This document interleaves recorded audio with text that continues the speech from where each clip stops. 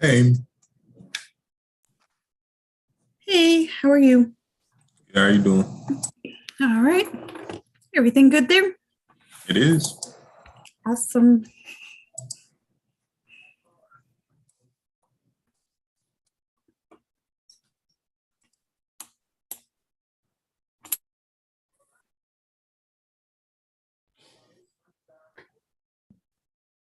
Hi, how are you doing?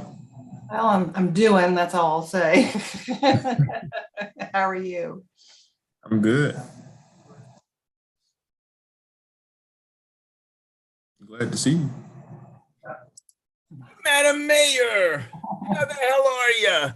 Well, I'm half steam, so I'm just going to introduce everything and then let Karen take over. So Okay, well, hang in there. I'm telling you, this is not fun.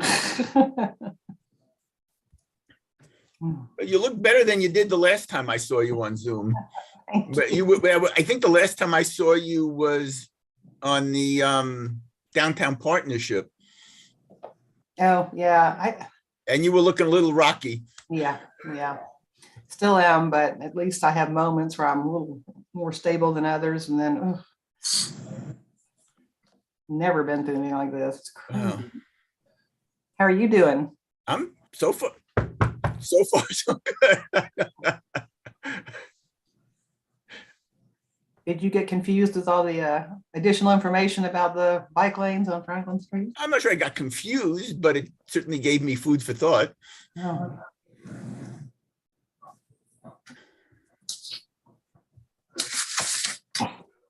Nothing's ever straightforward or easy. Yeah, just when you think you got it nailed. Yeah, I know.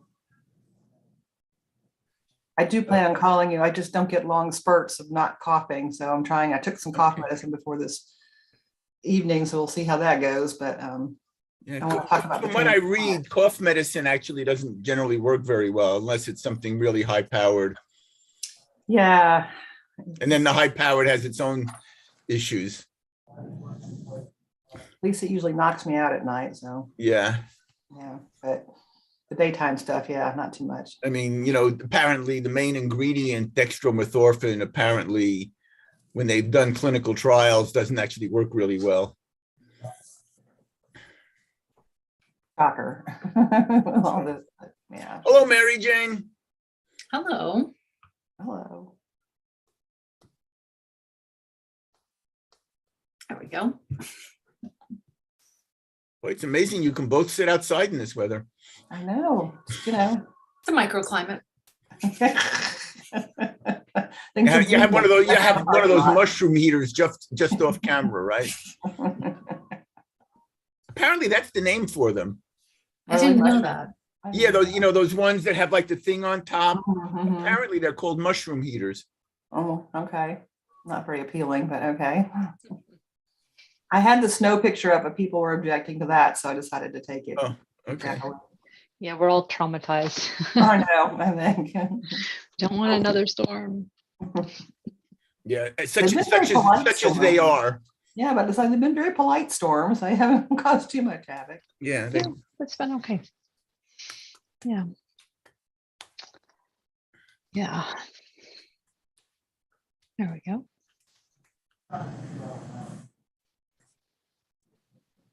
So this is gonna be a short meeting tonight, right? Short. Yes, that's the prediction, short.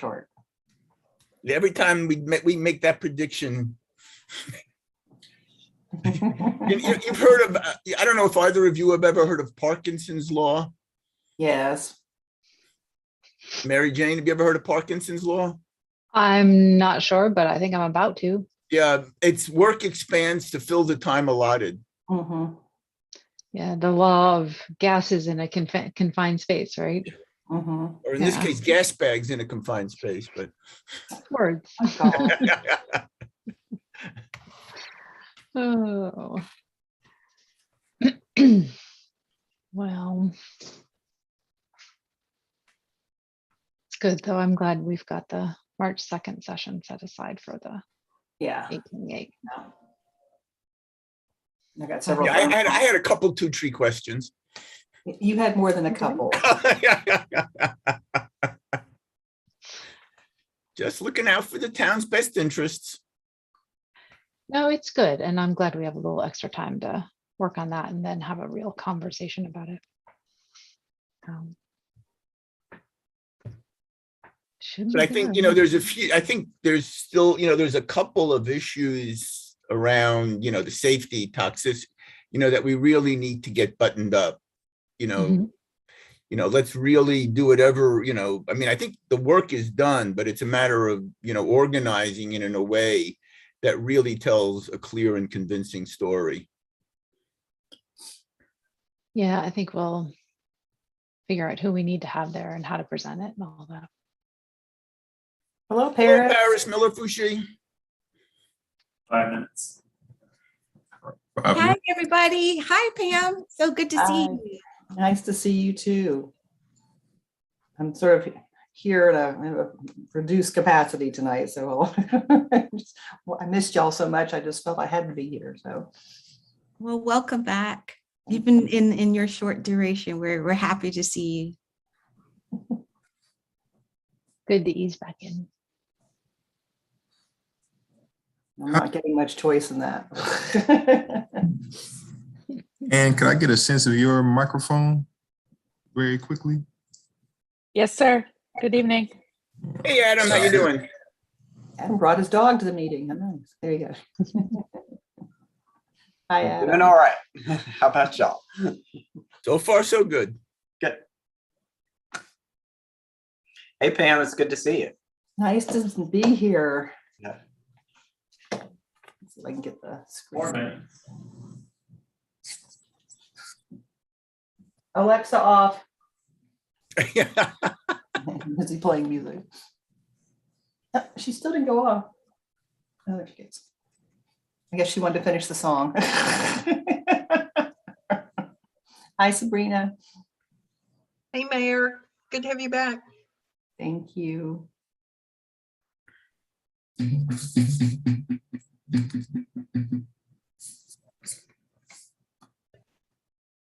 Markeith, you playing the drums there?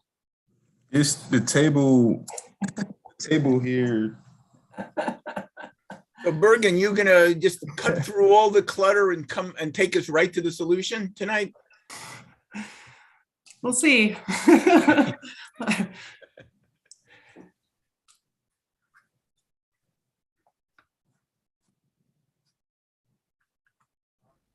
How you doing, Colleen? 3 minutes. And 3 minutes. Hey, Markeith, how's it going? Good, and your mic sounds good. Perfect, thank you. Good evening, Colleen. How you doing? Hello, I'm doing well. How are you? Good, thank you. And there's Ms. Stegman. Hello, hello. Hey. How you doing? Yeah. Doing well. How are you? Good. Good. Good to see your face, Pam. That might be all we get of me tonight.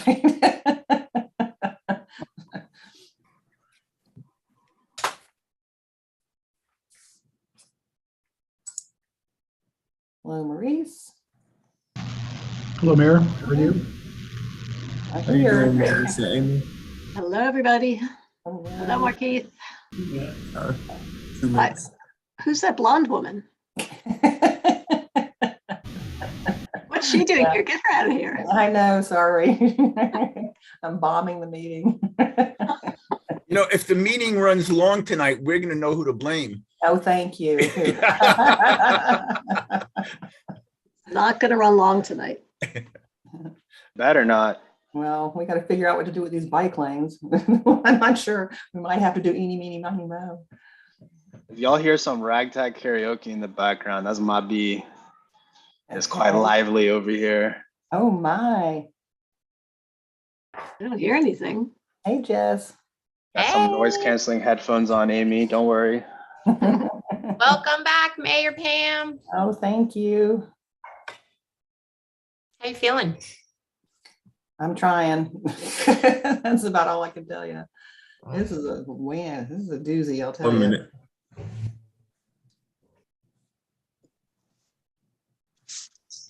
Who are we still missing here?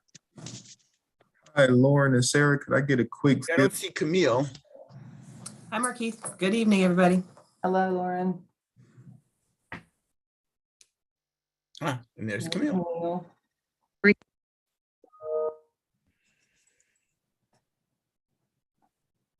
30 seconds. Hi. Good evening, everyone. Hello. Hi.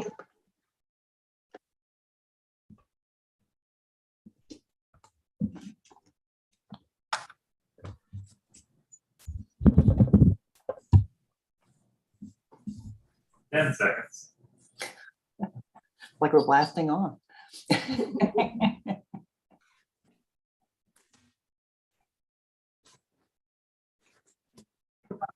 Yeah.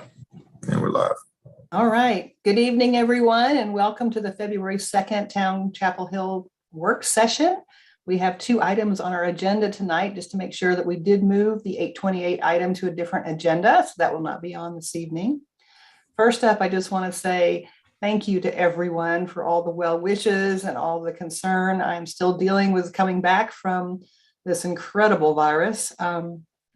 And I'm still not up to full speed. So I do want to say a special thank you to Mayor Pro Tem Karen Stegman, who has been steering the ship very ably and helping in all of your cooperation out there. And I'm going to let her lead the rest of the meeting, but I really wanted to be here and get back into the swing of things. I've missed all of you and I've missed the town business. It's not much fun just laying around, I'm telling you.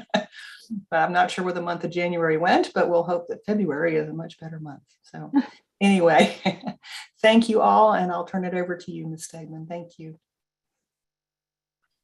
Thank you, Mayor, and we're really glad to have you back. Good to see you. So up first, just to kind of repeat what the mayor said and make sure everybody knows, the discussion around the coal ash and MLK site has been delayed, so we will not be talking about that tonight. So you can have your evening back if you are tuning in for that. And the 2 items we have left on the agenda for tonight are guidance on the West Franklin repaving project and an update on the American Rescue Plan funding. This is a work session, which is different than a business meeting.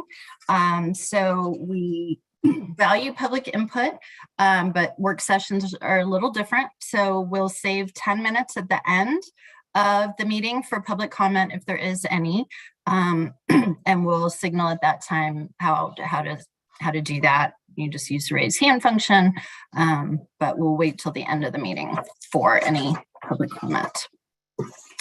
Now, in keeping with state law, we will begin with a roll call. So please signal your presence when I call your name. Mayor Heminger. Here. Councilmember Anderson. Here. Councilmember Barry. Here. Councilmember Huynh. Here. Councilmember Miller-Fushi. Here. Councilmember Parker. Here. Councilmember Ryan. Here. Councilmember Searing. Here. And Mayor Pro Tem Stegman is here as well. So before we get into our discussion items, just a couple of quick announcements. The Let's Talk Town is still continuing. This is an opportunity for members of the community to talk with town staff about whatever is on your mind. It's a series of in-person and virtual chats. And we especially want input on how we are going to spend our American Rescue Plan funds, which we're also talking about some tonight. And the People's Academy is coming up. It's a 4-session opportunity to learn about how the town works by meeting with town leaders. Sorry about that. So information about both those programs is on the town website, so check it out. There are also some upcoming public information meetings. One on Monday, February 7th, focused on a duplex project proposed for 307 North Roberson Street. And on Tuesday, February 8th, there's another meeting on the J Street Affordable Housing Project. Both meetings start at 5:15 and they are virtual. And the Zoom registration information is also on our website. Also, the Council Committee on Economic Sustainability will be meeting this Friday morning from 8 to 10. We'll be talking about updates relating to downtown, including the Downtown Together Partnership and the East Rosemary Street parking deck. Members of the public are encouraged to attend. And just one quick shout out before we move on. This is our final council meeting before Carolina takes on the dreaded Duke Blue Devils in men's basketball. So I just want to wish our team all the best. Go Heels.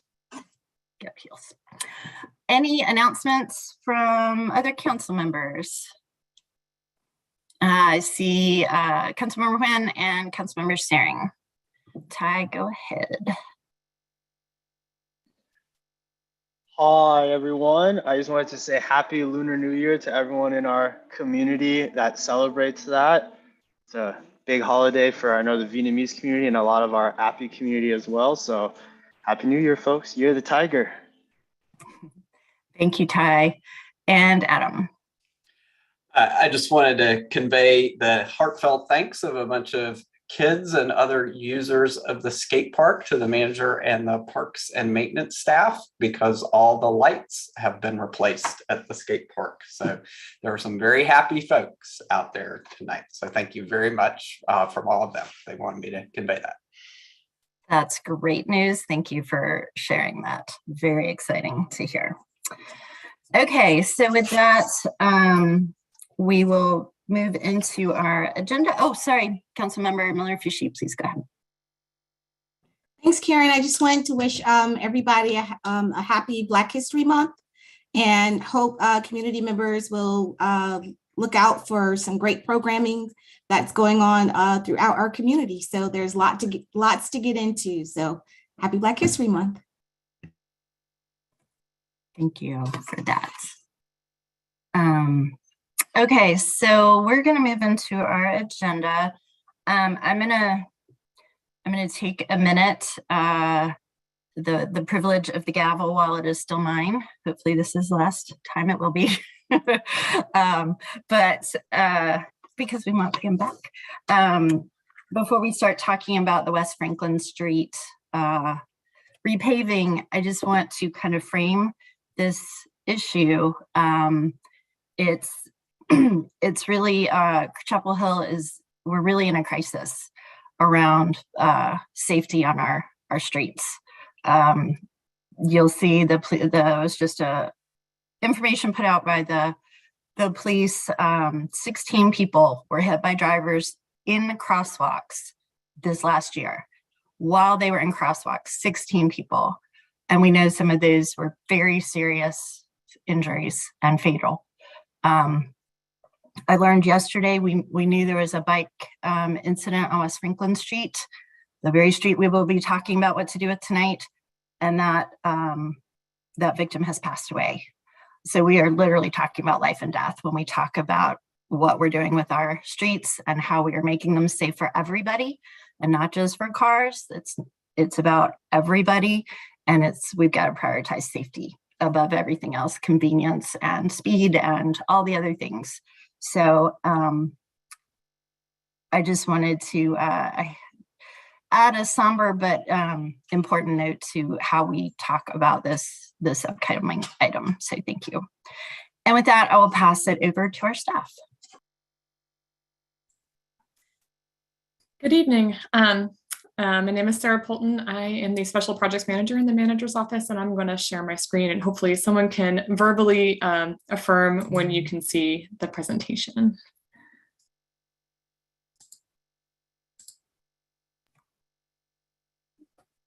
Everyone?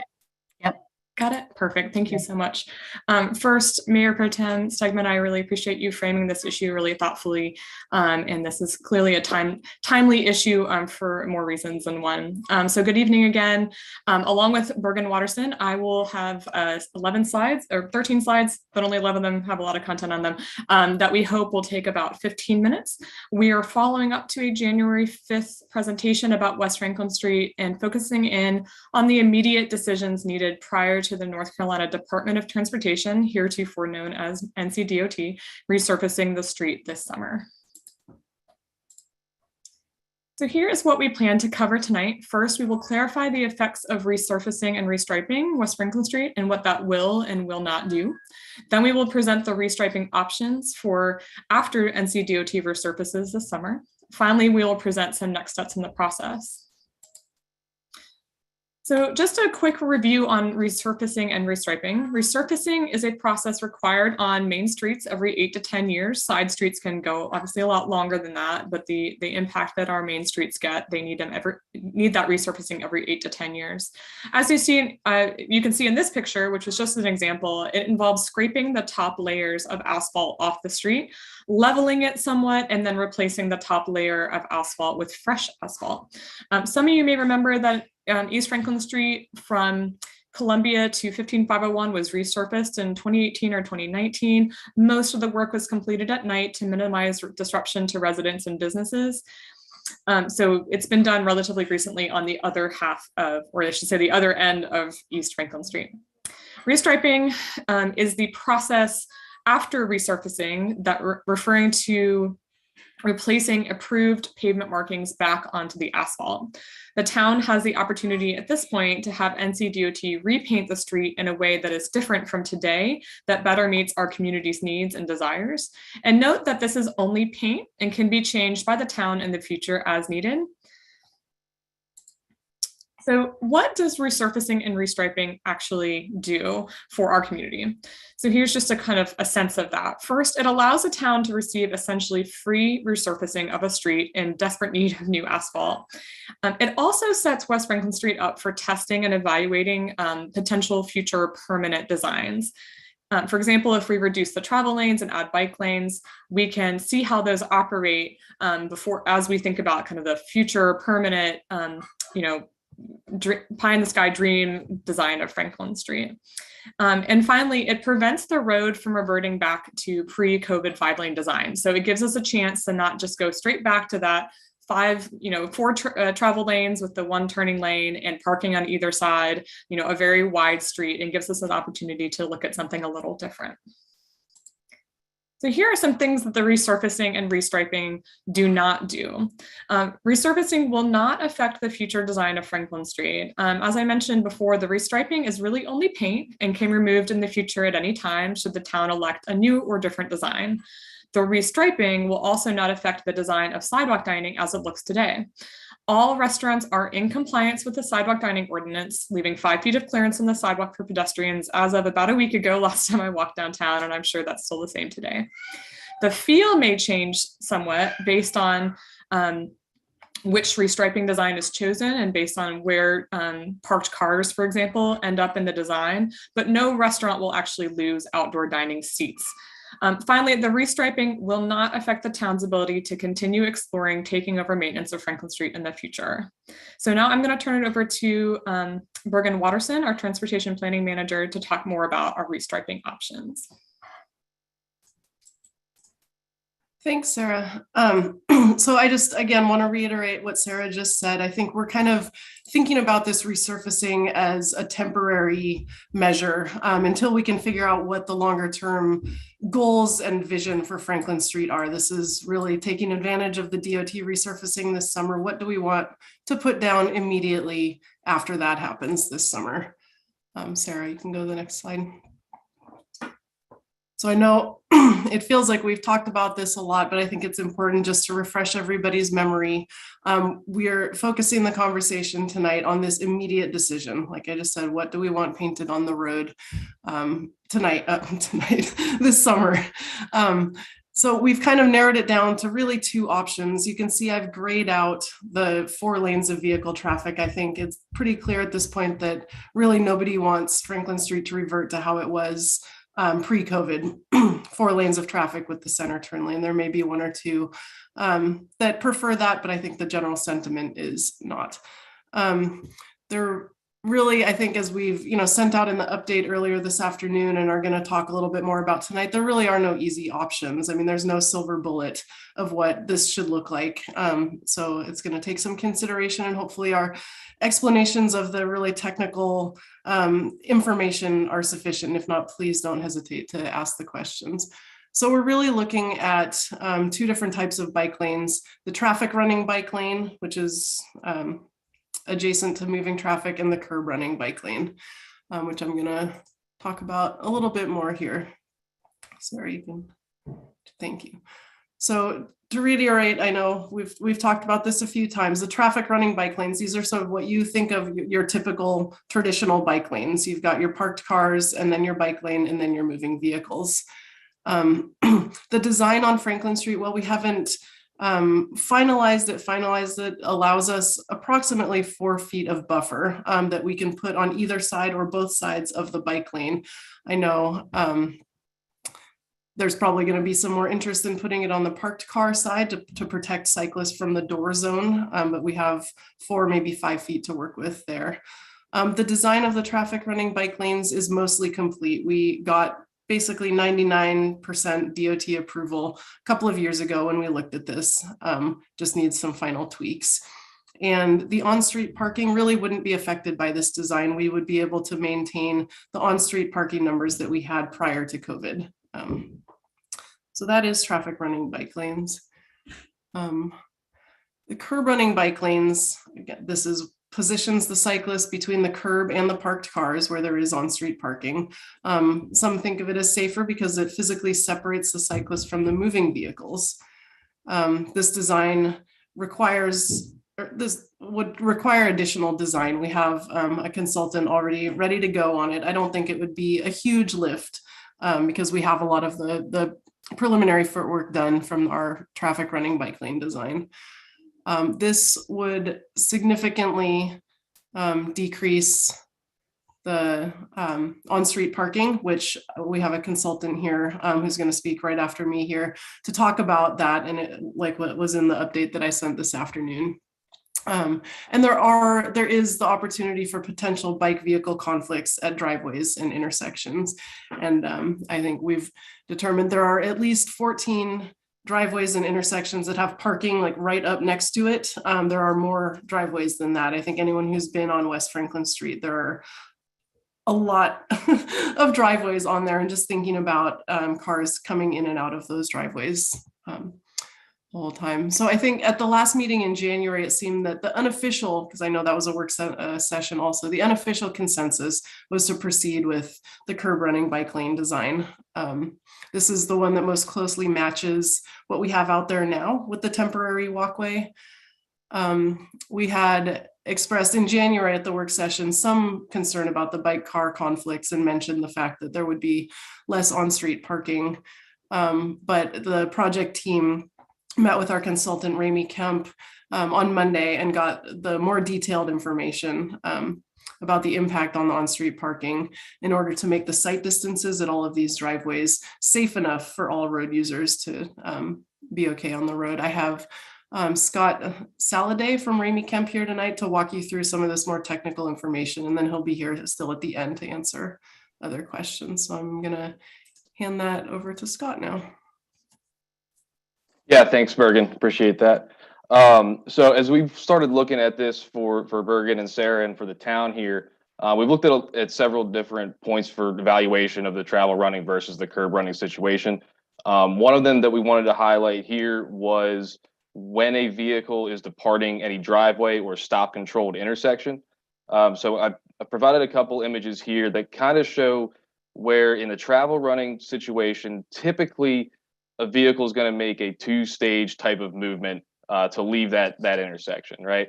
And that's because they've got three different points of conflict that they're looking out for. One is the pedestrians that are typically in the sidewalk. One is the cyclists in the bike lane that's being proposed, and then the other is the moving vehicle in the travel lane, right? So in the travel running bike lane situation, what that vehicle has the opportunity to do is evaluate where pedestrians are, and then has a gap between the sidewalk and the bike lane to then increase their sight distance to the road, and then evaluate their conflicts for both the cyclists and the moving vehicle. So what you see on the left picture there is what their sight distance is back at that original location. It's a lot tighter because of the closely parked vehicles. And then as they move into the second stage, you can see how that triangle gets a lot larger because the conflicts are no longer immediately in their face. However, when we get to the curb running situation, and Sarah, if you want to flip there, yep.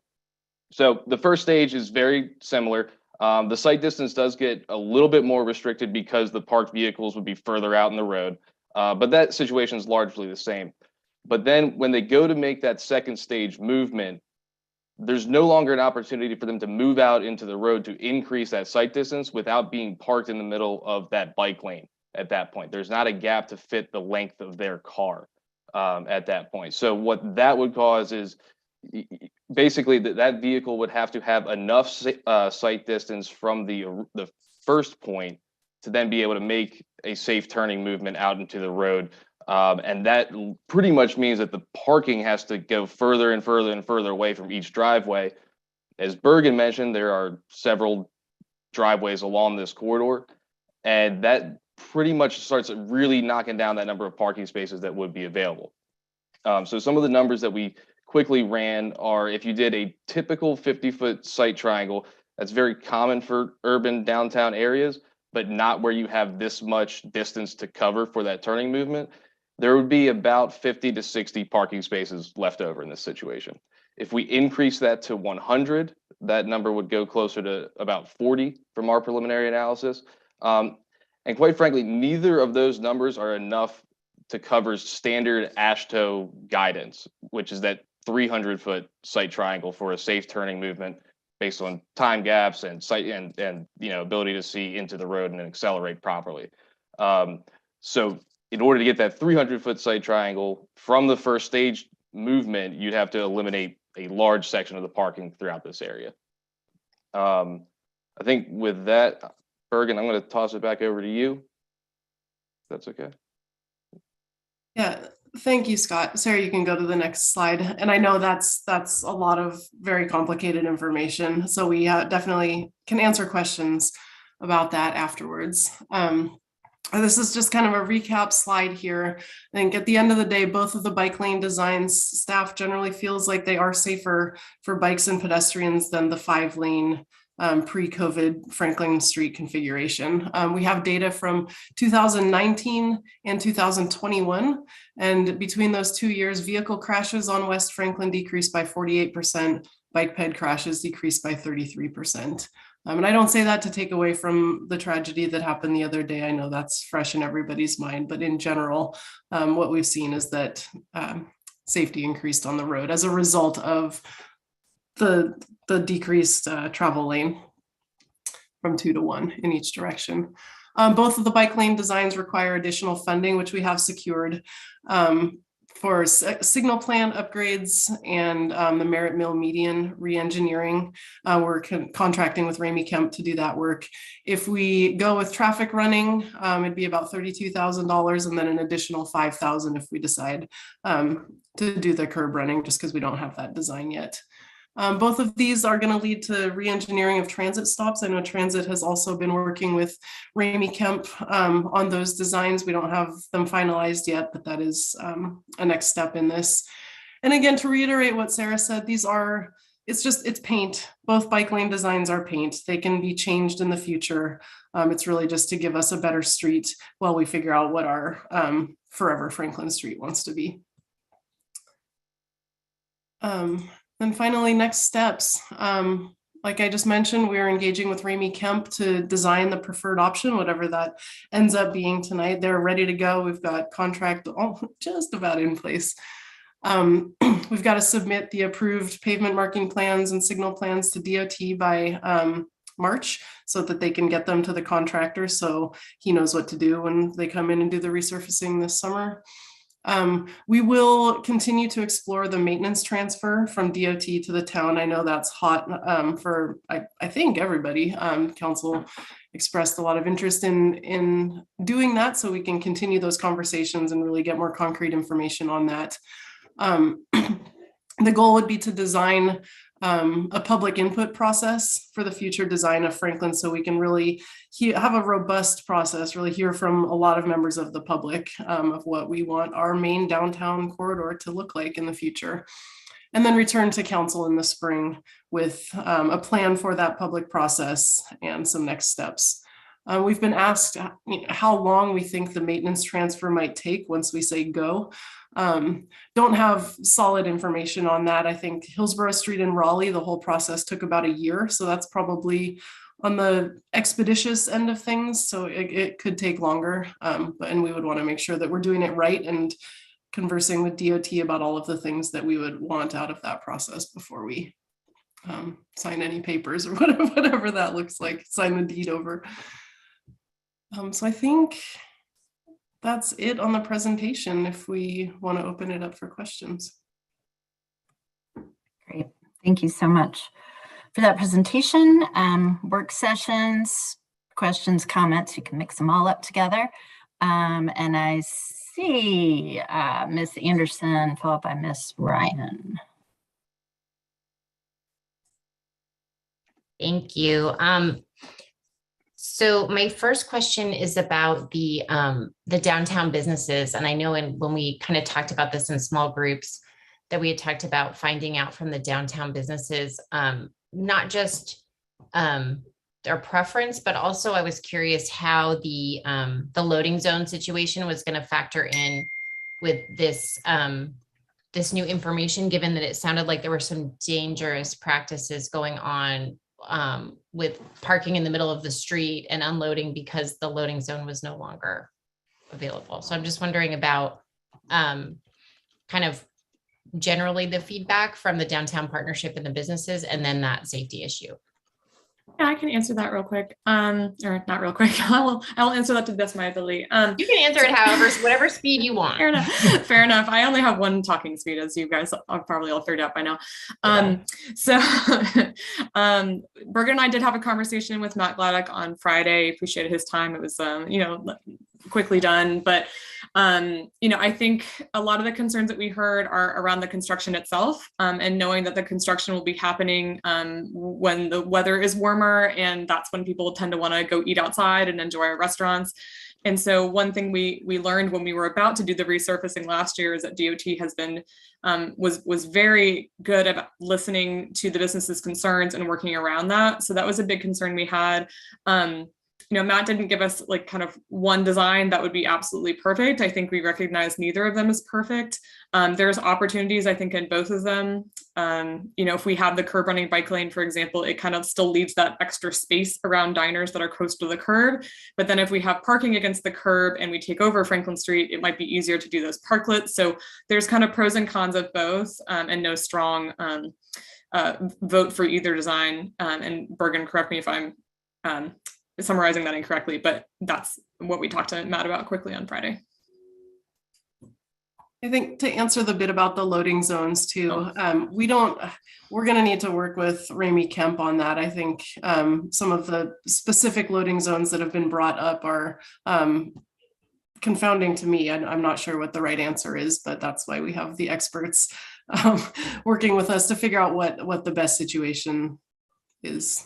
And to note that the existing loading zones that are already on West Franklin Street, we're not proposing to change those. I think there is interest in an additional loading zone, and we're just gonna have to look at that area.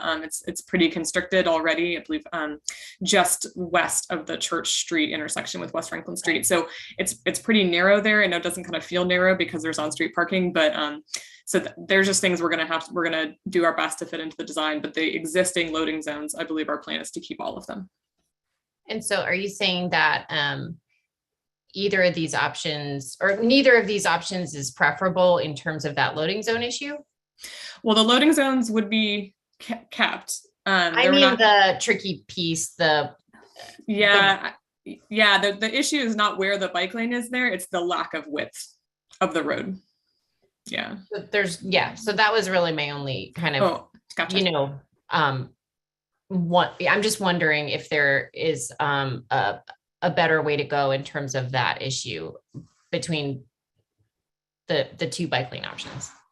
I think if we're talking about that, just that one area, I think because there is no on-street parking there, the bike lane would be against the curb regardless. Yeah. Oh, I see. Yeah. Okay. Yeah. So sorry if I'm not being super clear. But the choice between curb running and traffic running only exists where there's on-street parking. And of course, not all of West Franklin Street has on-street parking. And specifically that area doesn't have on-street parking. So the bike lane is just going to be to the right of the travel lane, regardless of which design we go with. Got it. That's helpful. Thank you. Sorry. So, no, I'm, a little tired. So in terms of these triangles, I forget what they're called, the vision triangles. Is that a thing? I don't know. Is that a requirement or suggested? What do we have to do versus, what's smart to do? Or I guess, how much can we change or, kind of do part of one or part of the other? Or is it really, if you do curb running, you would have to have the exact amount of sight line that this is suggesting? Is that a clear as mud question? Yeah, I think so. And Sarah and Bergen, I'll take this one if you don't mind. So as far as any requirements set out, there's nothing incredibly set in stone as far as the requirement, right? So I referenced the AASHTO standard guidance, and that would be for almost every stop controlled intersection. That's what the standard national guidance recommends that you have at that intersection. Downtown environments tend in pretty much every city to have a lot more restrictive use, right? And if you go out there today, you'll see that. And that's where we kind of came up with that 50-foot number to start, right? But the difference here, as opposed to, let's just say your typical city where there's no bike lane and the parking's on the street, that 50-foot, all the car has to cross is that parking lane at that point. And now in this curb running bike lane situation, now you have to cross that bike lane plus the buffer zone and then the parking. The other thing that I tried to point out during that session was, in that typical situation, you also have that vehicle has the ability to park, kind of creep past the stop bar, right? And that's kind of just field observation stuff. I think almost anybody here can say that they've probably seen that in the street before. But then if you go to the curb running situation, now that vehicle who typically has that expectation of, I can go out here and encroach like out into the road a little bit further, now they're sitting right smack in the middle of the bike lane. And now if a cyclist is coming by, that's not to say that the cyclist is going to hit it necessarily, but it creates a pattern. And if a cyclist is continuing to, see that time and time again, they're going to probably opt to use the travel lane. So it's not exactly, it's just a constant blocking kind of mechanism that would be in place for that cyclist. I see. Okay. And so if we're trying to think about safety, not about prioritizing vehicular traffic, but about prioritizing the safety of pedestrians and cyclists. Is that why you are not recommending anymore the curb running?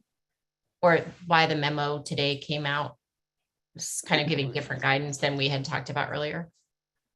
Large, yeah, go ahead, Bergen. I'll let you take that. I was gonna maybe put a little more context. I think probably generally a curb running bike lane would be considered safer. However, in order to make it so that it is safe by allowing the cars to not just sit in the middle of the bike lane, we'd have to basically remove all of the on-street parking from Franklin Street. And then it wouldn't be a parking protected bike lane anymore. It would just be a really wide road with a bike lane on it. Does that make sense? Yeah, so you're kind of losing some of the benefit that you would have gotten from it being curb running, because then the cars aren't there to create a barrier. Right. And then it's also, I mean, could even potentially have a worse situation where if you have this wide expanse and no cars are parked in it, what happens there? Does it make the cars drive faster because the road seems wider?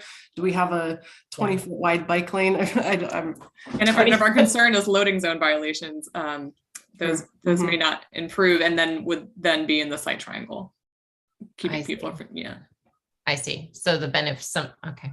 I see. I think that, Franklin Street is a challenge. I think, we've seen pictures of Raleigh with these beautiful curb running bike lanes, but the number of driveways on West Franklin is really, I think, the problem. That's what makes it feel unsafe. Okay, that's really helpful. Thank you.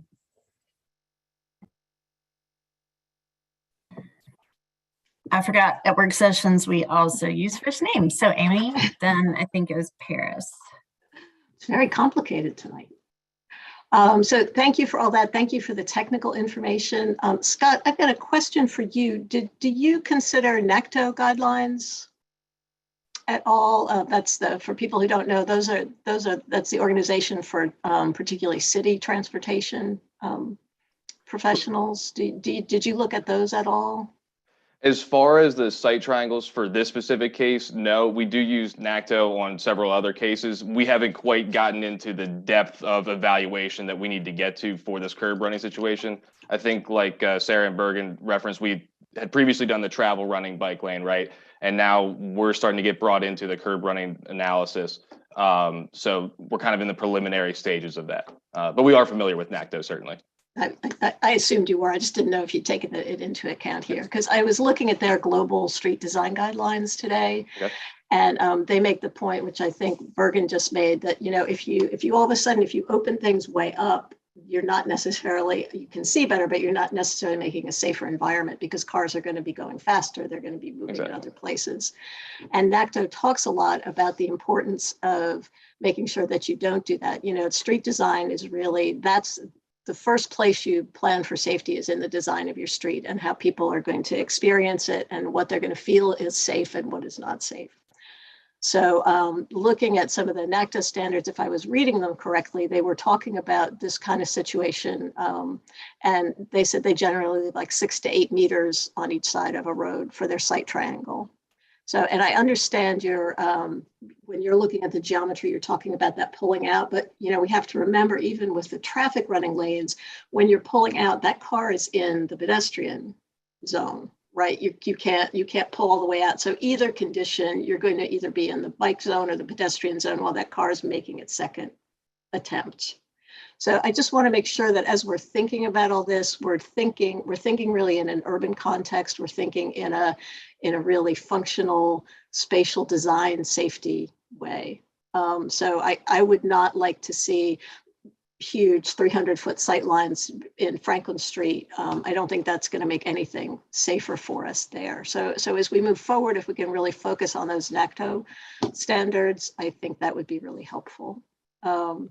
I've talked to some folks in the biking community. They feel like there is a safety edge with the curb running lanes, because it's not only that you only have traffic on one side, but because of the buffer that I think Sarah was talking about, or Bergen, that we've got that certain amount of room. All of a sudden that can all be between you and the parked car. So that helps a little bit with the dooring problem as well. So I think obviously, with what's been happening, we need to really prioritize the safety of this. I'm thinking that the curb running lanes can provide safety and can also mean that we're not wiping out all of our downtown parking. So I think if we can explore again some of that more of the NACTO way of looking at things, I think that would be really helpful. And oh, sorry, go ahead. yeah, no, I'm just checking quickly. Yeah, and just to say that I completely support maintaining the road diet. I think that's the first design thing. I was really happy to see those statistics that that's made a difference. So so I absolutely support that, and absolutely support bike lanes to help us do that. Thank you. Just to clarify with staff, I know obviously there's timeline on this. Do you need us each to be saying, like, I support X, Y, Z tonight? You need an answer tonight from us. So it's not about more study or let's think about this. It's we want this, knowing it's not forever, but we need to make a decision so that we meet the deadline. Okay, and I wasn't clear on that, so we can kind of maybe do a round robin at the end to have everybody kind of share where they're at. Okay, so everyone has raised their hands. So I think it was Paris, Ty, Adam, Michael, Pam. Thank you, Mayor Pro Tem. There are clearly a lot of trade-offs, and I know our business community is really concerned about the loading zones and potential loss of parking on Franklin Street. And so we hear that, and I know that we are really trying to do our best to meet folks' needs. There are a lot of balls in the air, and I know that we have certain goals that we want to reach as it pertains to complete streets and keeping our pedestrians and bicyclists safe. And I'm, really wanting to, move us in the direction with the safest possibilities for our bicyclists, and that is curb running for me. And so my question is, what kinds of potential cautionary signage can be used to help assist drivers and protect our bikers as much as possible around those site triangle challenge areas? I don't know, the experts know these types of things, and I'd just like to know what could help assist, as traffic is moving. Thank you. Yeah, I think at the driveways, that's a really good point. We can look at what sort of markings are acceptable and would be recognizable. I know there's always, in some places, we put the shark's teeth there to warn drivers that there is something crossing their path, or maybe in this case, it would be they're crossing something else's path. With especially the traffic running, but even with the curb running, we can explore, the green paint skips to show where the conflict zones are, like we have on some of our other roads. We will definitely make as wide of a buffer as we possibly can to increase the safety of whichever bike lane we use. And then, it is at this point still a DOT road, but there is the possibility of exploring some vertical delineators in strategic places. I know we can't put them all the way along if there's parking, so then you can't park there. But maybe in certain places, just to really kind of amplify the fact that there is a bike lane there and drivers need to be watching out for it. But we'll work with Ramey Kemp on what, the best pavement markings and signage is for that. Scott, do you have any expertise to add to that? I think you mentioning the green paint would probably be the biggest one. And I think Bergen mentioned this too, whether that's travel running or curb running, that would be something that could probably enhance both for a driver to see, hey, there's a bike lane here. This isn't just a striped line out here. And for the cyclist to understand, hey, I'm entering where a car could possibly be coming out. As far as the delineators and everything, I think that's a great point as well. That's one way to kind of, okay, we can establish the sight lines, have those clear. We don't have a car that would illegally park in that area, kind of helps block that off. I think that's a good solution as well. So pretty much just reiterating what Bergen stated there.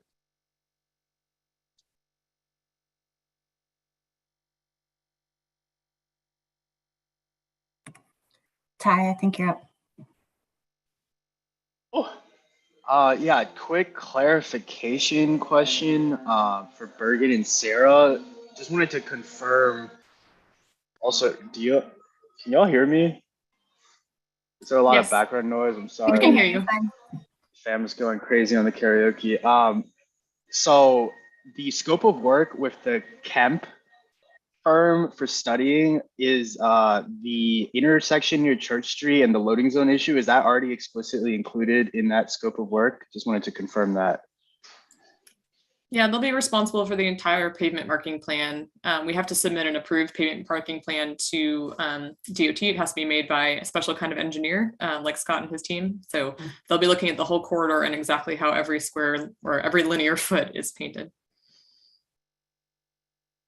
Gotcha. Thank you for confirming that.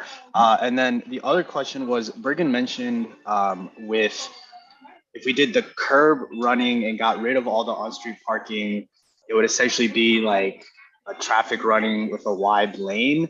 But if we were to put up a physical barrier there in lieu of said parking, is that an option? Where the roads, you know, the lane would still be the same size and there still be something physical separating it?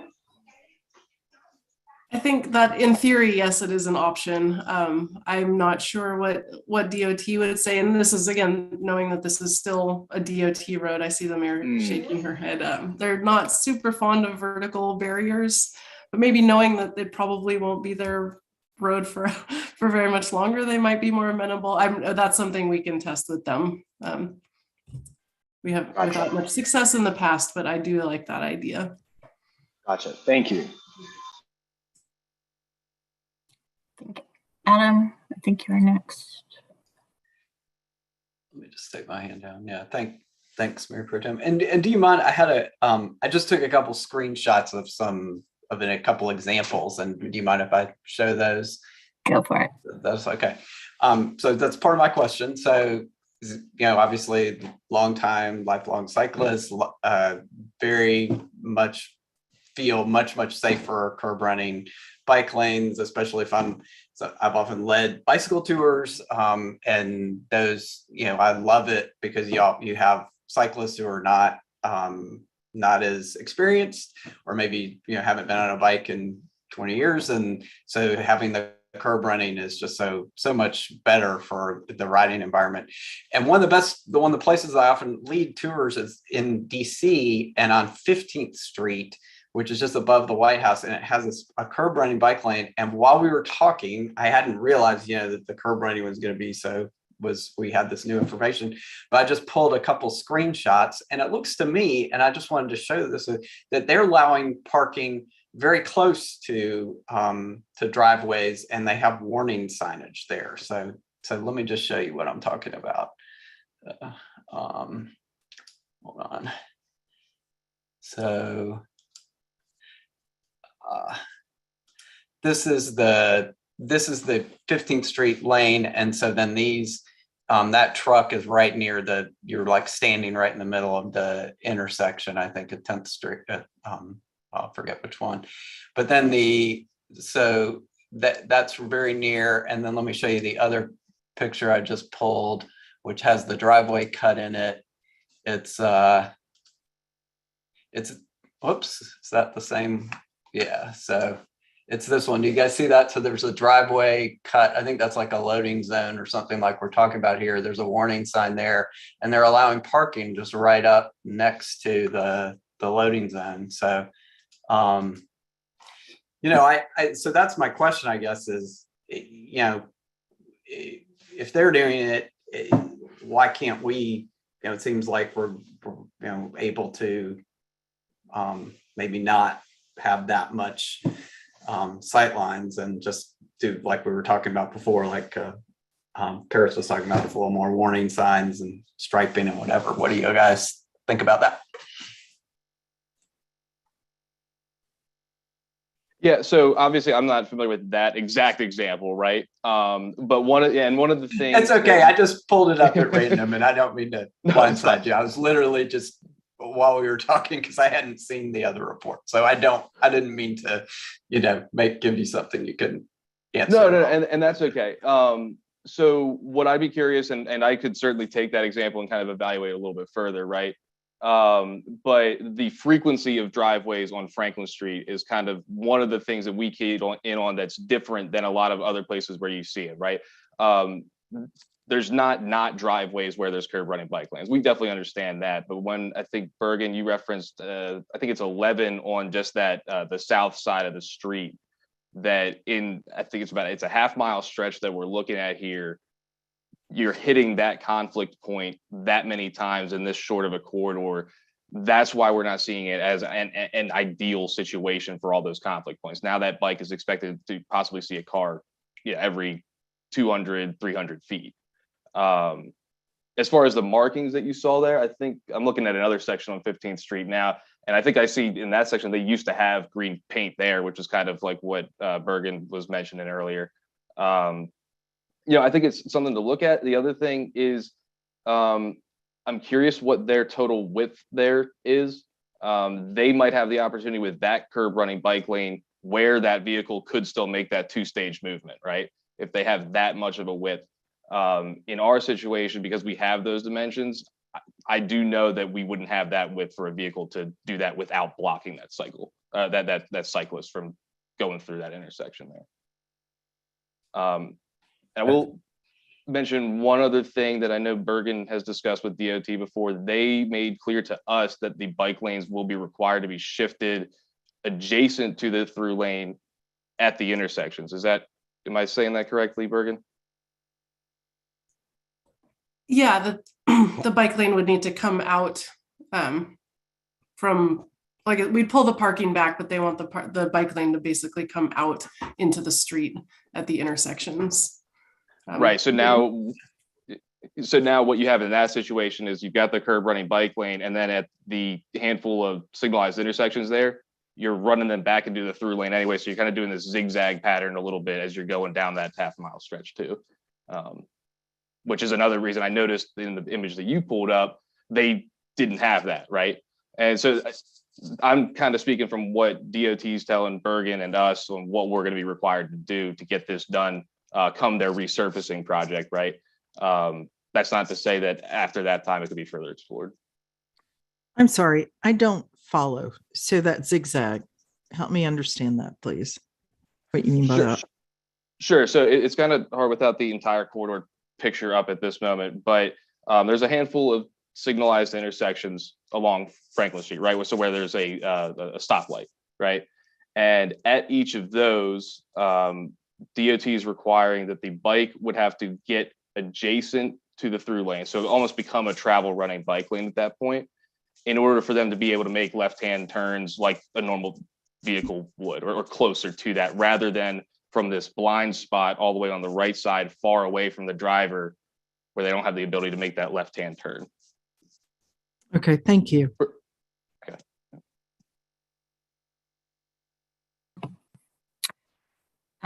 Okay, I think we are at Michael, is that right? There we go. That sounds about right. Yeah, a couple. So let me first just see if I can summarize, make sure I'm understanding a couple of things. So what I think, Scott, what you're telling us is that there are really two major challenges with the curb running bike lane. One is the sight triangles and what that would do to parking, right? And potentially basically denuding the street of parking or leaving us with about 10 parking spots, which is effectively no on-street parking, which then removes the protection for the curb running bike lanes that we were looking to get in the first place, number one. I think that was one issue that you highlighted. And the other issue that I think you've highlighted for us is because of all the driveways and because of the movements people need to make to exit the driveways or the curb cuts, that there's going to be a high probability of a car being inside of a bike lane at any given point, and bikes having to detour around or stop to allow those cars to pass through, or bicyclists being at a higher risk of being hit by a car exiting one of those curb cuts. Do I have that right? Yeah, I think you largely summarized it correctly. I can't speak to the higher probability statement, right? Because we haven't done our own study on what but the at least theoretically or comparatively, potentially, yeah. comparatively to the travel running, we would anticipate that conflict would be lessened, if that makes sense. So the travel running would have likely fewer conflict points than the curb running bike lane. And so one way of addressing, and if I'm hearing you correctly, is that one way of addressing at least the first concern about denuding the street of parking and then losing the protection of the curb, the intent of the curb running bike lane in the first place, would be to place some form of significant physical barriers between the bike lanes and the traffic, but that DOT has heretofore been unhappy with that and said that's a no-go. So one question might be if there was just a way to double check that to see if that still remains the case, or that is a possibility, because that might, at least in my case, influence my decision. If I knew that we could place barriers there that would protect, that would cover for the cars, the parked cars that may no longer be there, that might certainly make, for me at least, curb running bike lanes more viable. The other question which is, I don't know who answers this question. It's only sort of tangentially related, but one is, we're looking to make this shift. Bergen said earlier that DOT had basically kind of largely signed off on the plan that we had a couple of years ago, which was the traffic running bike lanes. And so do we have any indication, or do we have any knowledge that DOT, assuming we can resolve some of these other things, would even allow us to do curb running bike lanes? Or are we getting into territory where DOT is going to start being, shall we say, intransigent? And so even if the council thinks that keeping the curb running option is the way to go, are we really at high risk of spending money and taking time on developing a plan that DOT is not going to allow us to implement anyway? I can go ahead and try to answer at least that last question. And we have had one meeting with Chuck where we sort of floated this idea. Chuck Edwards, our division representative from NCDOT.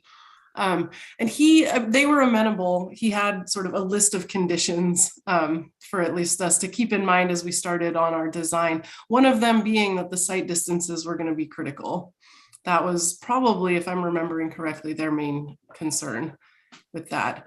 Also with the cyclist ability to turn left from a curb running bike lane, hence what Scott was talking about, having the bike lane come out again at the intersections so that you're not trying to make a left turn from the far right side of the road.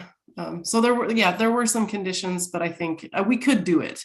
It would just be meeting all of their. And then just one last question. We've said a number of times that it's just paint, and if it doesn't, we can always repaint. But realistically, what does it cost, and how long does it take to repaint? I mean, it's not like painting my bathroom, and I can do that, get that done in an afternoon. I don't know if Scott has an answer. This is when we're missing Kumar. I have something in my head that he'd said a couple of years ago, like a $50,000 to kind of scrape up the paint and redo it. But don't quote me on that. That's a vague memory. Scott, I saw you furrow your brow. Maybe I'm totally off and you have a way better. Well, and I think you kind of said it. You first threw out the $50,000 number, and I was like, whoa. But then you mentioned scraping up the paint, and that's the cheaper way to do it, right? Where you could just kind of scrape up the paint and peel it back, and then you kind of have that residue or kind of scraping left over. You've probably seen that on highways in different places.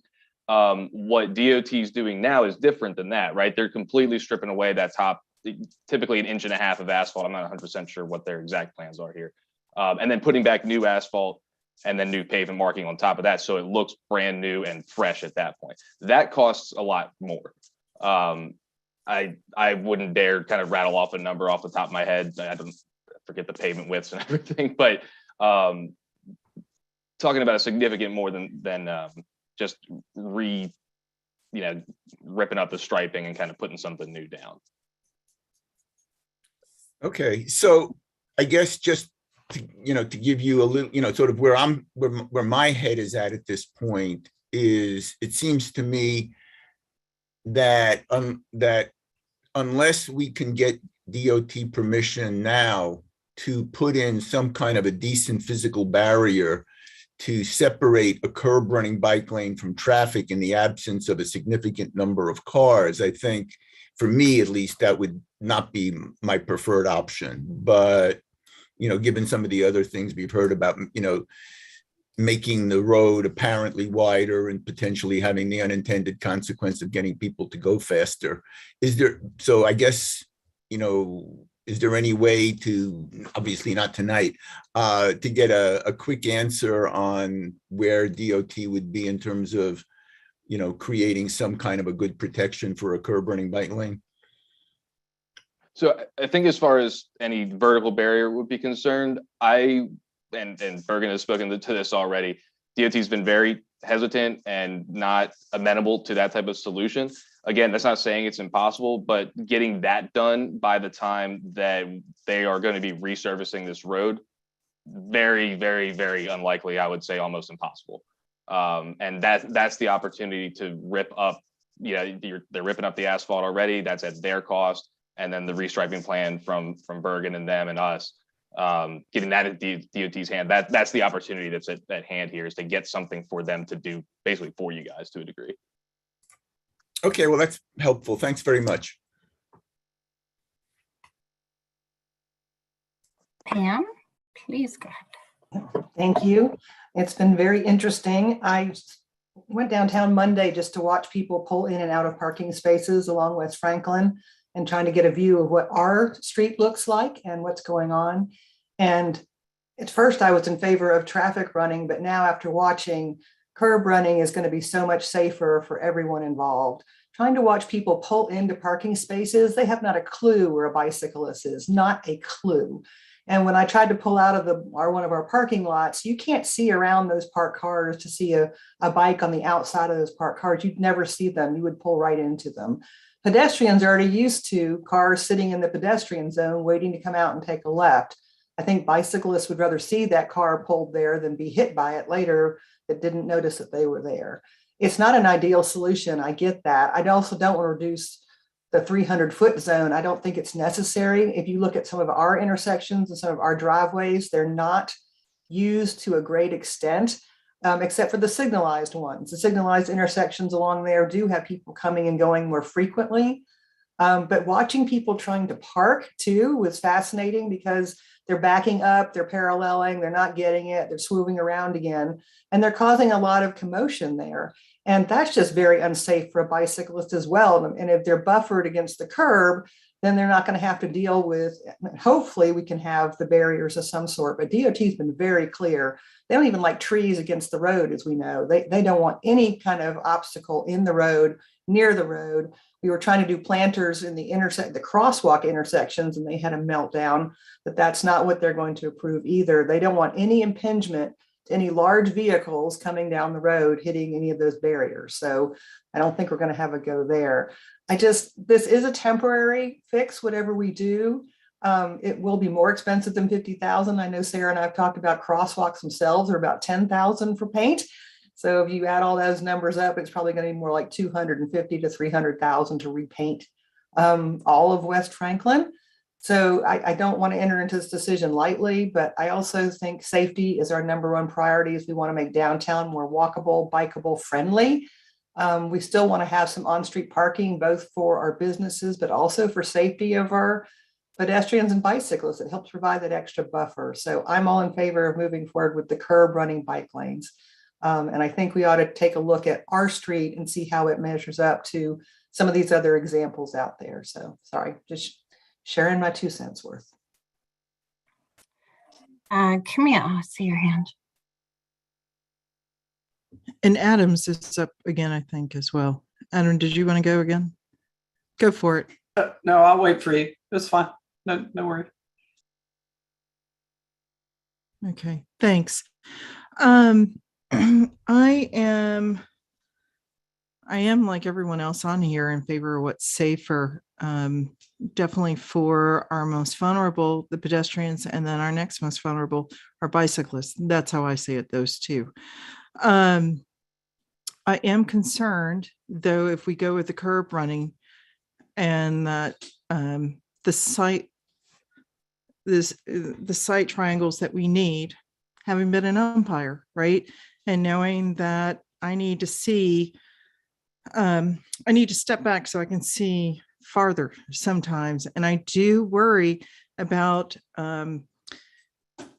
vehicles have a nose that's going to go out into the road and not being able to see. I just want to make sure that we are making room, allowances for our vehicles who are exiting and going onto that road, that they can see other vehicles or other bicyclists if they're coming out there because they're trying to zigzag over. I'm not sure how you can assure me, but that is something that is running in the back of my head, is that being able to see that. Because as I was looking at that triangle that you shared with us, I was concerned, having been down on Roberson Street, exiting, traveling north, and it's very difficult to see there sometimes. And so I do worry about that. If we're going to create more of those, how to make it safe for everyone. Because I have this, I sit in a low car, I sit in a Prius, and I can't see over some of the tall vehicles that are there. And if you are having me to go out even further now, I'm not sure what my question is, other than how can we do this so that we can see as safe as possible and protect our bicyclists, because that's what we're trying to do tonight, is to make sure that we're creating a safe lane for them.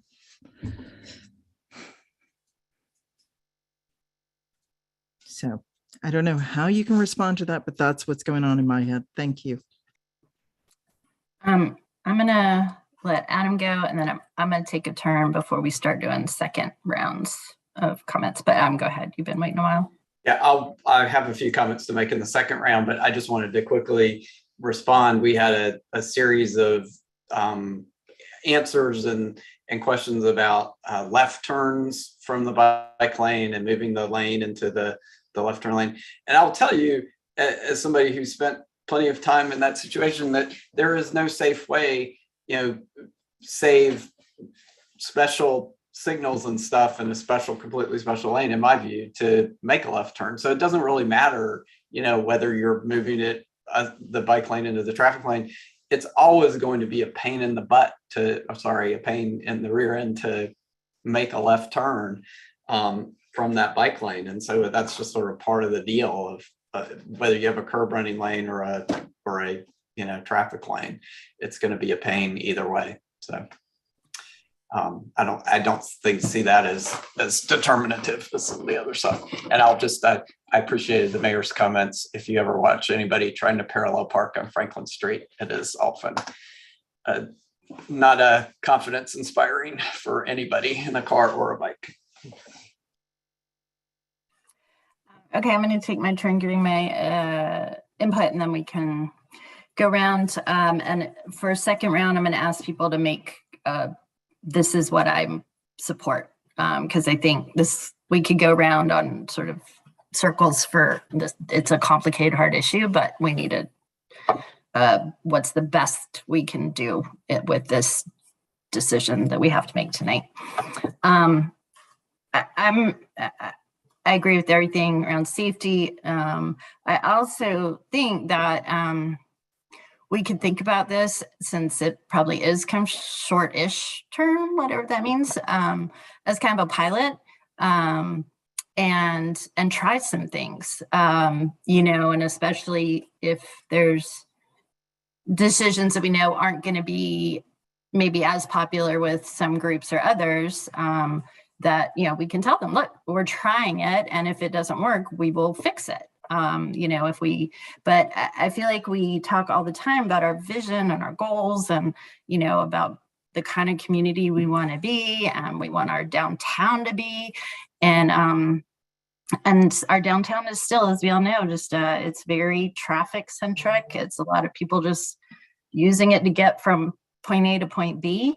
And I think what we've done with the lanes for the short term has really been a great learning experience. And I think it's really helped downtown. I think we need to keep pushing to make it not very car welcoming, frankly. I think we want it to be a place that bikers, pedestrians, families all want to go and spend time. And I think the less carish it feels, the more we're going to get there. So I feel like there's an opportunity to try that. And I think, we all know if we do traffic running lanes, nobody's going to use them. I mean, they just aren't. It's not safe. It's not going to feel safe. And why bother, frankly? So, I'm definitely in support of the curb running. I think, losing some parking spaces is okay. And I think, especially now, I think if people go downtown to park and eat and walk around, they don't mind walking to, from a parking lot to wherever they want to go. I think from what I understand from businesses, certainly the ability to pull up, grab some takeout and keep going is the most important thing, along with the loading docks, so loading zones. So like if we could keep some of those spaces where people can still quickly run in and grab something, have the places for loading and buses, and we've talked a lot about wayfinding signs for parking. There is parking. People just need help finding it, and make it a much friendlier place to be. I definitely support bollards or some other physical barrier, especially if we lose all the parking or most of the parking. That obviously sounds like it's a fight to fight, but either way, I think this is a really exciting opportunity for us to try making it a much more people-centered space. And I totally get that businesses will be nervous about that, but I think we've seen in a lot of other places that it ends up working and it's better for business. So I really hope we can push towards the vision I think we all have for that space. So that's my 2 cents. Now we're going to go back, and everybody you can make a comment, but you have to say what you want, you have to decide now, what is it you're going to say?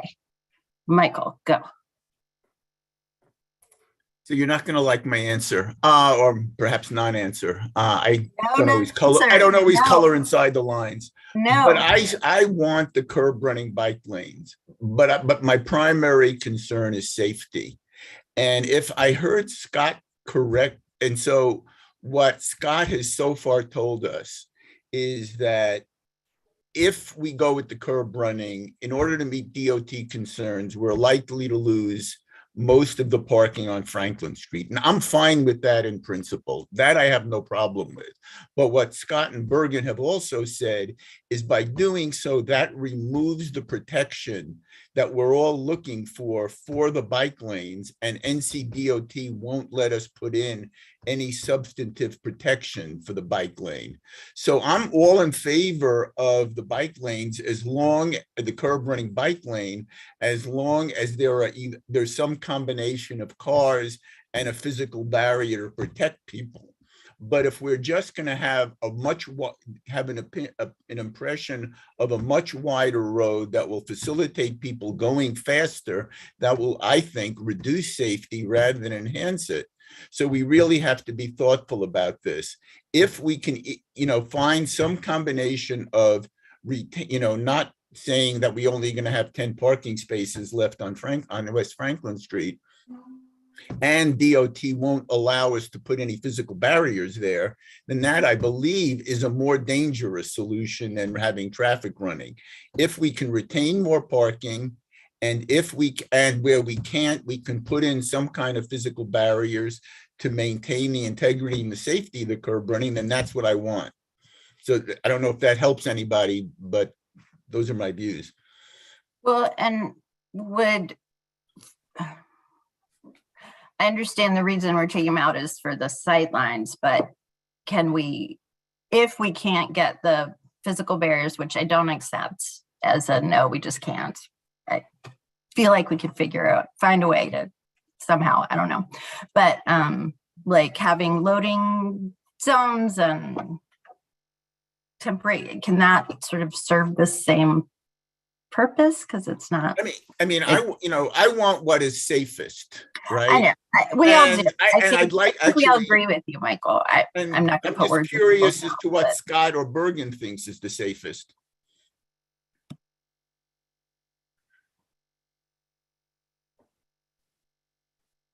I think Councilmember Park, I'll agree with you that if we can get vertical barriers in place of whatever parking spaces we could remove, I think that would be a great solution. I'm just not confident that we'll be able to, but maybe it looks like the mayor is wanting to interject something there.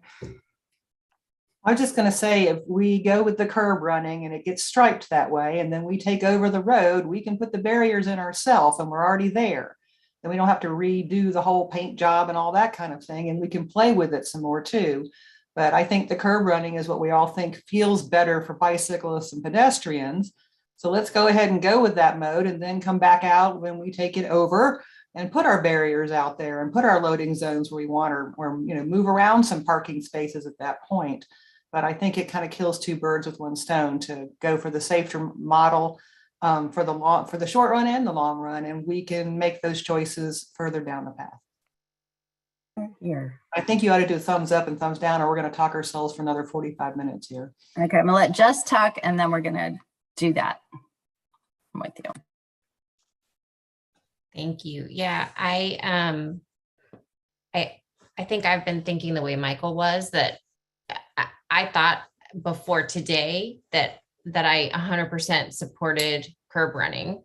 And then now, if we could have curb running with that barrier, then I think that would be great. But I guess I don't feel confident in the idea of, even as an interim measure, having something that's less safe. If we've said that we're prioritizing safety and that once we own the road, we can design for the longer term, then I would imagine that hopefully once we own the road, we can really think through what has the best urban design, meaning, safety, usability, having people come down, not being car centric at all.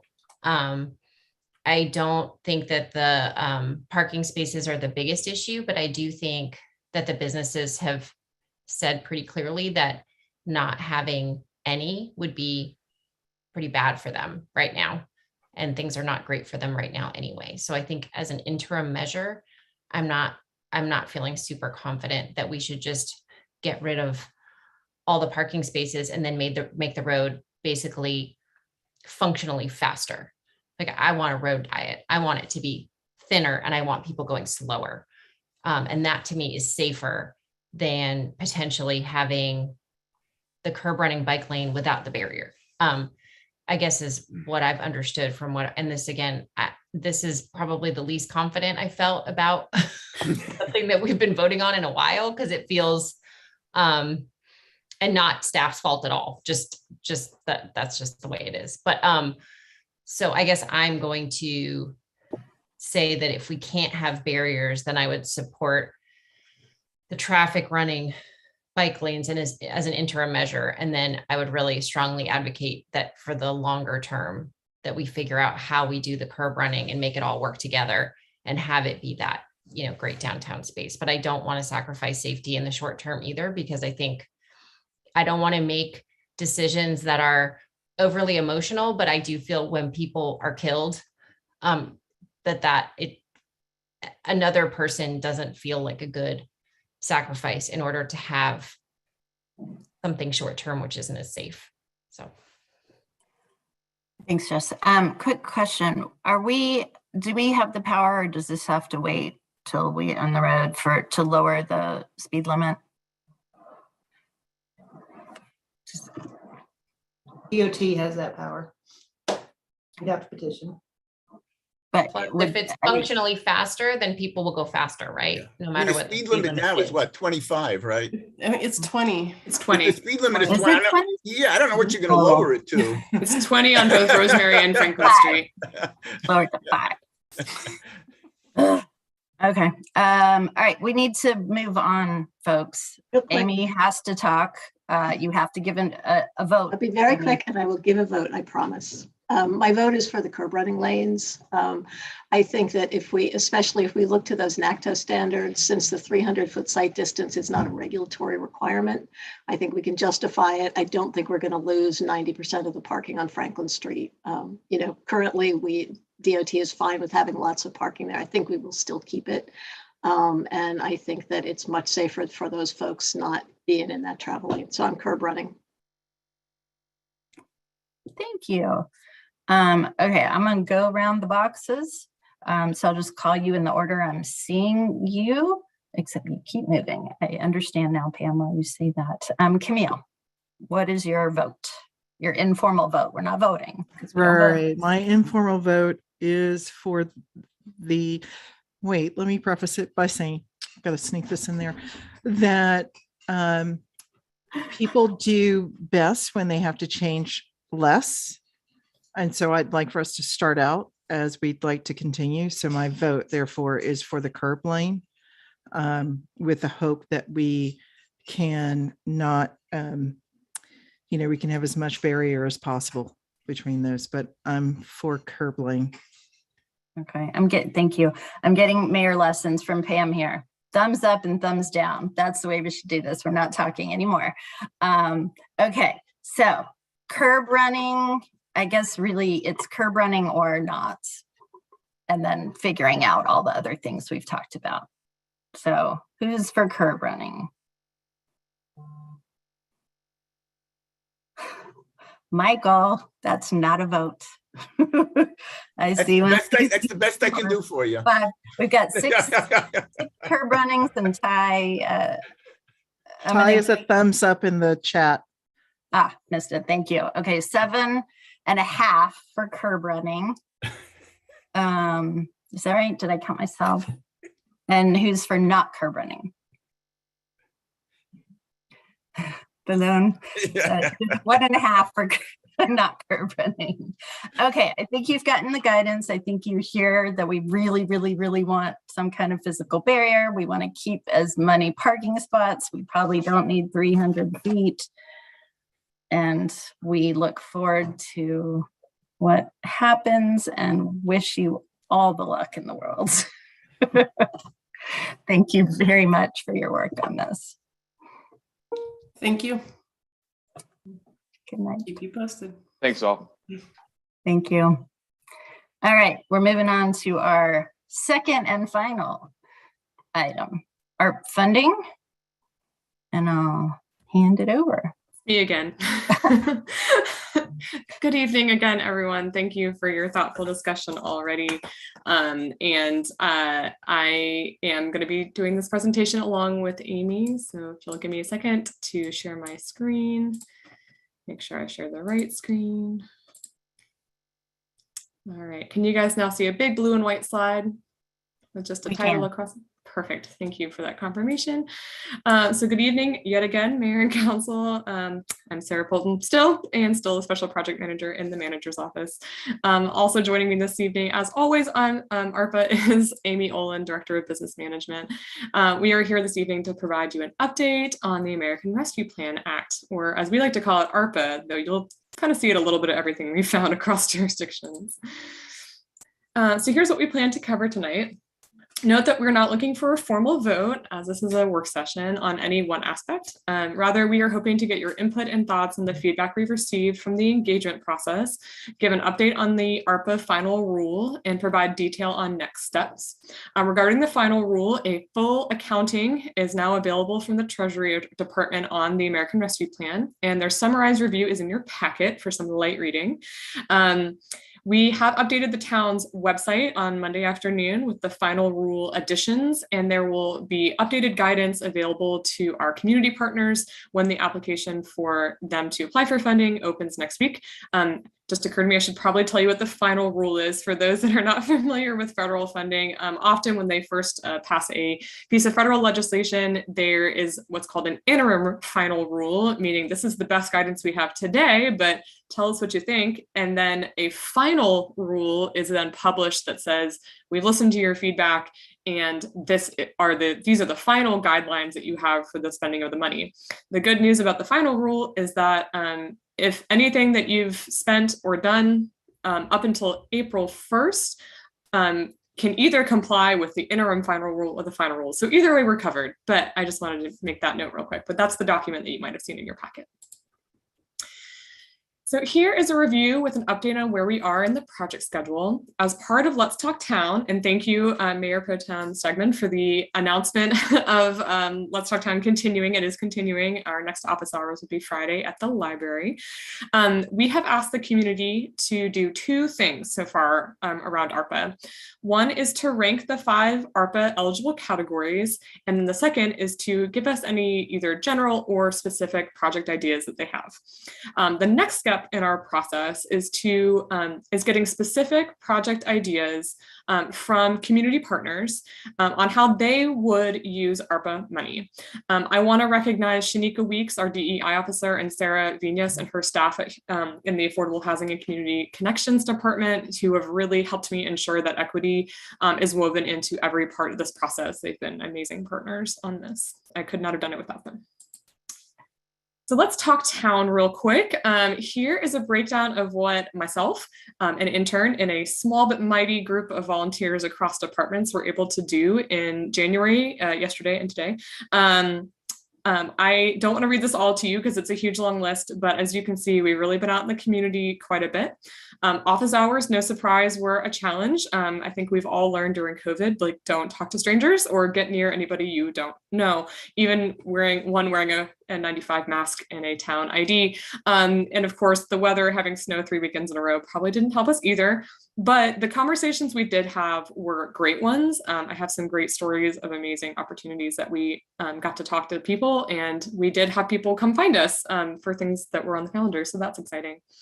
The middle column is what I like to call partner shares. Those are partners that we reached out to and said, could you share our message? And these are all the ones that confirmed and definitely shared our message, including pieces on WCHL and the Daily Tar Heel. And in addition, we've been in, several newsletters and things of that nature, and we work closely with Affordable Housing Community Connections and Parks and Rec on finding the best locations to reach stakeholders. And finally, we posted about 1,000 flyers and 2,000 door hangers actually on resident doors throughout the month of January. So here is a look at the demographics of who took the ARPA survey, so specifically interacted with the ARPA survey part of Let's Talk Town. The numbers are relatively reflective of our demographics based on the recent community survey. I'm proud that they reflect our demographics. I always think that we can do better at reaching our marginalized and minority communities, but I think considering COVID and everything else that was happening, we did well. I'm always pushing myself to do a little better with engagement, but we did well. So let's dive into some of the data that we collected, which I know is what you're really all interested about. So we asked respondents, like I mentioned, to rank the 5 ARPA categories from most important to least important, and we'll talk a little more about those categories in a minute. But note that I've kind of separated the categories into 2 categories, if you will. One is these 4 categories, which are what I'm calling the community facing categories or community focused categories. And that includes support public health, replace town revenue with projects that benefit the community, address the economic impact of the pandemic, and then and invest in water and sewer. So this graph is a combination of people's first and second choices once you take out that 5th category of premium pay for essential workers. So if you look at how people ranked everything without that particular category included, here are the top 2 choices, or meaning how many times each category was either the first or second choice. So as you can see, support public health and address economic impact were certainly the highest categories. However, and for those of you statisticians out there, the N here equals 233. So this is 233 respondents. So this chart shows the number of times something was mentioned in an open-ended response, that open-ended box that people could tell us anything, that fell into one of the categories. Note that we got numerous suggestions for things like affordable housing and town infrastructure upgrades, which people may not have put as their top choice, as their top category, but mentioned in their open-ended response as something really important to them. So it just goes to show that the things people are interested in fall into that replace town revenue, as well as support public health in the other three categories. But we had a lot of people mention things like affordable housing, recreation spaces, streets, and sidewalks. This is one of my favorite things to show, which is a word cloud of all of the open-ended responses. So regardless of whether it fell into a category or not, and you can see projects like affordable housing and public health, yet again, bubbling to the surface of what people are excited about. And then finally, we've received numerous kind of more specific project ideas from community members, which we've offered kind of a sample grouping here. We'll continue to have the ARPA survey open for ideas for general projects, and we will be monitoring those for community-based projects going forward. But just want to give you an idea of kind of the things that didn't fit nicely into one of the ARPA categories, but clearly are of interest to the community. So I'm now going to turn over the presentation to Amy to talk about the 5 categories, updates from the final rule, and some alternative funding source ideas. Amy, are you ready? Yes, I am. Thanks, Sarah. All right. So good evening, Mayor and Council. So I'm going to delve a little bit deeper into the allowable expenditures under the ARPA rule, and specifically focusing in on some changes that came out of the final rule, and to tie back to the survey information that Sarah talked about a little bit earlier. So the first category of allowable expenditures is to support public health. And this category is intended to fund a really broad range of services and programming that are needed to contain COVID-19, including vaccination and testing programs, expenses to households, medical providers, or others that incurred medical costs due to the pandemic, a broad range of prevention, treatment, harm reduction, and recovery services that may be needed to treat mental health, substance abuse, and other behavioral needs, and responses to communities that experienced an increase in violence. So some information that came out of the final rule was that it clarified and it provided a broader set of eligible uses for those impacted and disproportionately impacted populations. As we start thinking about some alternate funding sources for these types of expenditures, we recognize that Orange County is typically known as the primary public health provider for our community. And we also had an alternate funding source that was available to us in 2020 and early 2021, which was the $1.5 million in CARES Act dollars that funneled through the county to us. And these funds were used to help pay for pandemic-related costs, such as mask distribution, improvements to the IFC shelter, and supplies for community members experiencing homelessness. So in connection to the survey, we saw that 176 people ranked supporting public health as their first or second in terms of importance, and 36 people mentioned this in their open-ended responses. Next slide, please. The second category is to address the negative economic impacts from the pandemic. This category of expenditures is intended to relieve economic harm that was faced by workers, households, small businesses, affected industries, and the public sector. The final rule expands the eligible use of these funds, including investments in capital expenditures, such as emergency operation centers and affordable housing. It also provides guidance on how to assess the extent of impact that these groups, households, small businesses, nonprofits, affected industries, and the public sector might have had. Alternative funding sources we could consider for this area would be the Affordable Housing Development Reserve, Human Services Funding, and Revive, which we had already allocated in June of last year, $650,000 from the ARPA funds.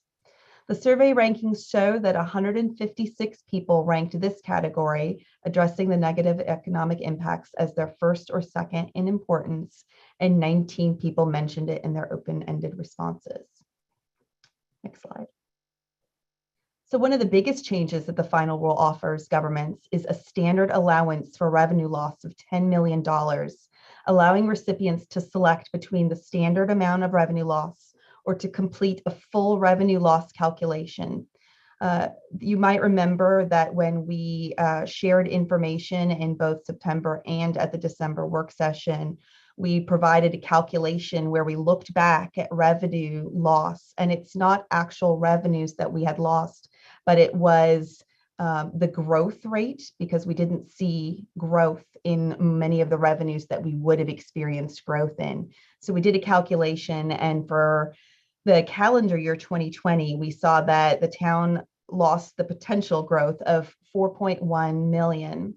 And so what this final rule is now allowing us to do is, instead of going through that calculation, which we would have to do for 4 additional years, they're saying you can elect up to $10,000. It's a one-time election that we could then spend these funds broadly on any government service that we traditionally provide, unless it's specifically called out by US Treasury or NC state law. So examples of funds that could be used under this category would be for any general government service we provide, so public safety, parks, library, public works, etc., maintenance, pay-go capital, vehicle replacement, streets and sidewalks, and affordable housing. So the final rule provides much more flexibility on how the town can spend these dollars. But one thing to note is that this additional flexibility can make the project selection much more difficult. Alternative funding sources to address the categories of expenditures that I just discussed could include the fiscal year 21 excess fund balance appropriation, and that'll be coming back before council at next week's meeting. Survey rankings show that 67 people ranked this category as first or second in importance, and 87 mentioned it in their topic of open-ended responses. Next slide. The fourth category of expenditures is to invest in water, sewer, and broadband. This category is intended to make necessary investments to improve access to clean drinking water, support vital wastewater and stormwater infrastructure, and to expand access to broadband internet.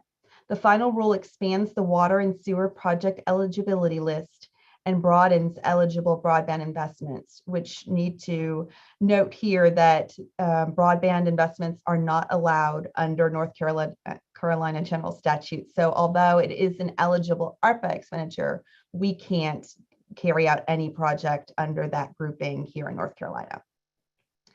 So alternative funding sources for this area could include the Stormwater Fund for projects that are related to stormwater infrastructure. And survey rankings show that 53 people ranked this category as first or second in importance, and 15 mentioned it in their open-ended responses. Next slide. The last category is premium pay for employees. So as Sarah mentioned, we broke out the survey responses from town employees. We had 40 responses that mentioned premium pay as their most important category, and their open-ended responses spoke frequently about fleet upgrades as well as some facility repairs needed. The final rule expands the definition of essential work to cover all local government employees who perform essential work, but focuses on those employees who are non-exempt, and those are typically our frontline employees, and those who were not able to work remotely during the pandemic. Next slide. So turning to project assessment, once applications close, this is how we propose assessing the proposed projects.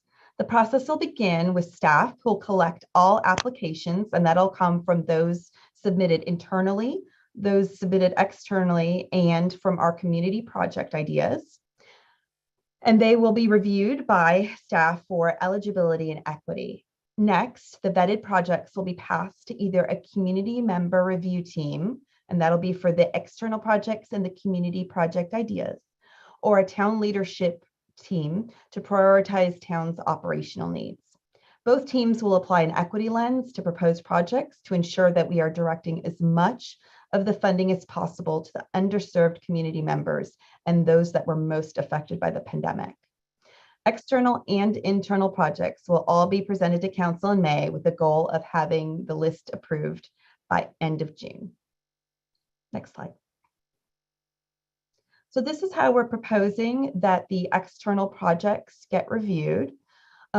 We would envision that town staff would begin the review, and we would look for ARPA eligibility. So we would make sure that it was allowable under the final rule and allowable according to North Carolina general statutes.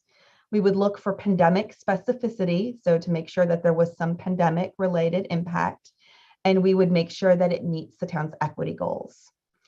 The vetted projects would then be sent to the community review team to assess the general merit of the project, whether they benefit those most affected by the pandemic, to see if there are collaboration opportunities, and to review how organizations plan to measure their success. The community review team will consist of volunteers from our advisory boards, focusing on the human services and housing related boards, as well as the People Academy graduates. We'll return to council with additional information about those selections at a future meeting. Next slide. And lastly, our timeline. This is how we are proposing that the steps be laid out. We would start with opening applications this Monday on February 7th. We would close applications after about a 6-week period, and that would be for both external and internal project requests, so sometime in mid-March. We would then use the rest of March and all of April to assess the submitted eligible projects and to bring a list of recommended projects to council in May. Our hope is that council would be able to consider the ARPA proposals as we present the manager's recommended budget and the town CIP plan in May. And once an approved list of projects has been approved, we would need to execute contracts with all the subrecipient organizations and hope to have projects starting in that early summer, fall timeframe. And that concludes our presentation this evening.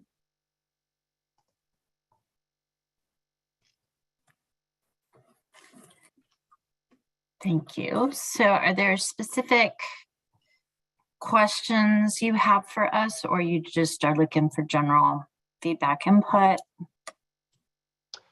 We were really just looking to come back to council to let you know where we were, specifically looking to report back information that we've heard from the community with the survey, and to talk a little bit about what engagement has happened so far, and just to kind of lay out what we're thinking the timeline looks like and see what questions you all have before applications open up on Monday. Great. Okay.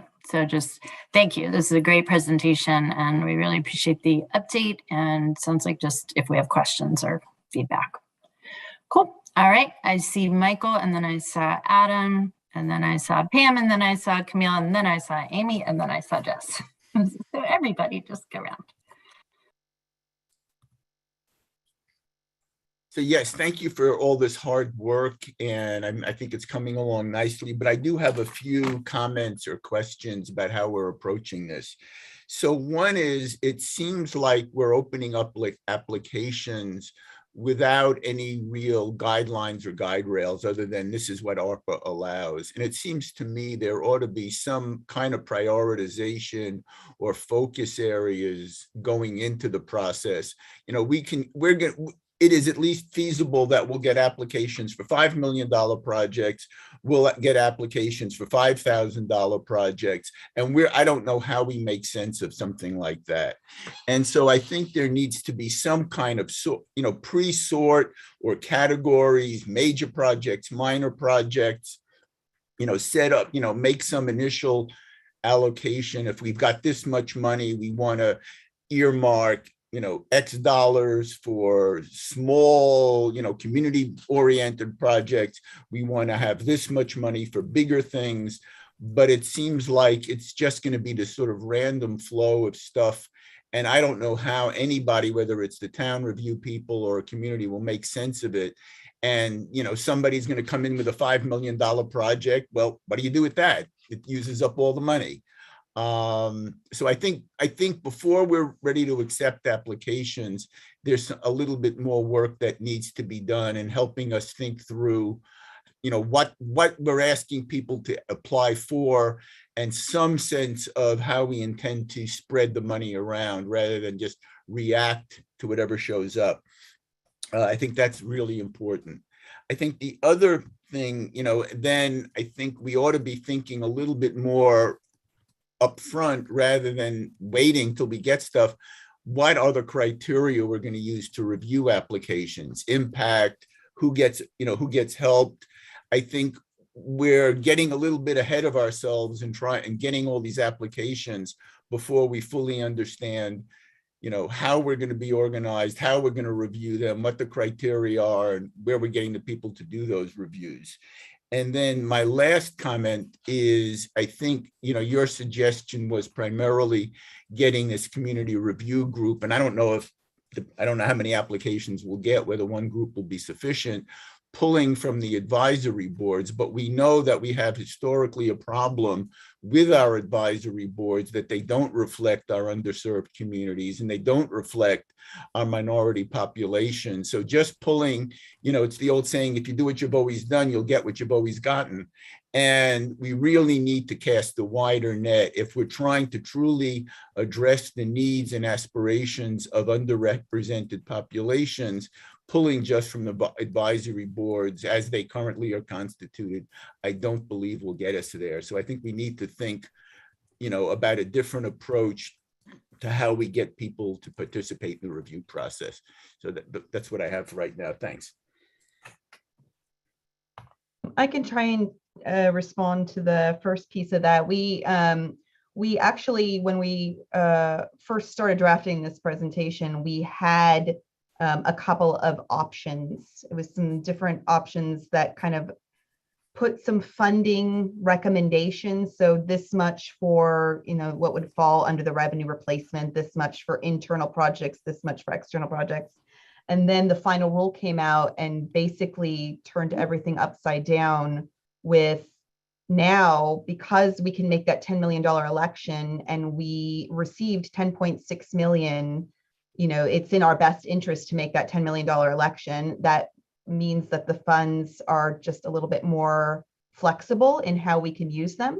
And so it just made it a little bit more difficult to think about, how do we want to allocate these dollars? And are we limiting ourselves by not seeing what requests people would submit without having those frameworks in place? So we can certainly think differently about that, but that's kind of why that changed and our philosophy changed about that. And I certainly don't want to stifle creativity or, but at the same time, and again, maybe we'll get 10 applications and it'll be really easy, although I kind of doubt that. But without, and I think one thing that the council talked about way back when was trying to use this money to be transformative and and have real big, really go for high impact rather than, patching cracks in the sidewalk as much as those are needed. And so again, I think we need to, have some kind of guidance or some kind of bucketing or something more than just, anything goes and we'll figure it out later. Because whether you make the decision now or later, those decisions will have to be made. Councilmember Parker, can I ask a question? Would it be helpful is once we have kind of finished up this phase of the engagement, coming back to council and having a discussion about that and working with council to help create those guidelines? I think there's some hesitation, I think, on the part of staff creating those guidelines without hearing from council and your reaction to what you're hearing from the public. If you're asking for my opinion, I would open it up for the staff to put together draft guidelines, and then the council could, make final, have a discussion about them. That would be my approach. I think it would be helpful to hear from council on that. Yeah, absolutely. Yeah, and we do have guidelines. If I'd known that we were that curious, I would have provided them as part of the presentation. They include the feedback that we got back on December 1st, I believe was the day that we were here last. They include, big, bold ideas, collaboration across organizations, things that are going to be transformative in our community. So we took what we heard last time and we have a guideline document that's ready to go, except for getting additional thoughts from tonight. We also tested the idea of, will our community partners greatly change the projects they want to propose based on what pot of money is available? We tested that with some staff that work with our community partners all the time and said, would it change the people that you work, would it change their minds? And they're like, no, they're going to propose what projects they're going to propose. It doesn't matter what pot of money is available. So yeah, we might get $20 million or we might not, but that guidance, the feedback we got from our staff that do this all the time within, Human Services Board, et cetera, was that it wouldn't change a nonprofit's mind about what they're going to propose based on how much money is available. So that guidance is not super meaningful to them. Like they're going to propose what they're going to propose. It's super meaningful to the people who are reviewing them. Oh, that's fair. Absolutely. And we can certainly come back before we, before the review committee starts their work. But in terms of actually making the application live, that was the feedback we got from staff that does this in other ways with different pots of money.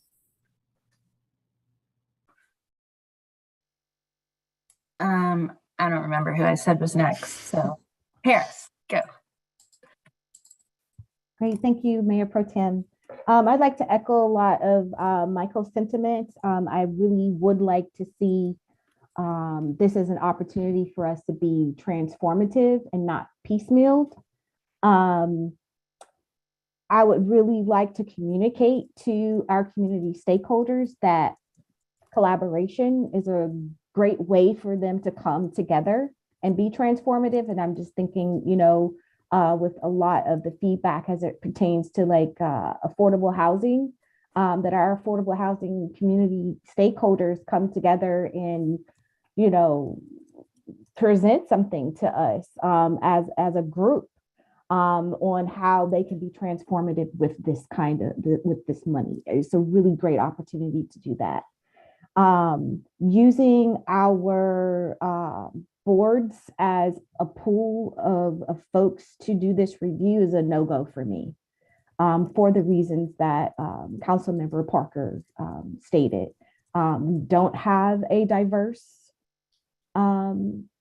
group of boards, and we need to cast a wide net, and I would like to see applicants for that process. And that's all I got. Thanks. Thanks. Who was next? Adam, maybe? Amy? Somebody go. I can, Amy, are you okay? Okay, all right. Yeah, so I, just from a perspective of somebody who professionally gives away millions of dollars every year, I think I just had a couple thoughts. First, that sounds like the 10 million, when I read the new guidelines, that just is total flexibility on us. Anything goes, right? That was the government function. So we have complete flexibility, which is nice. So we definitely should do that.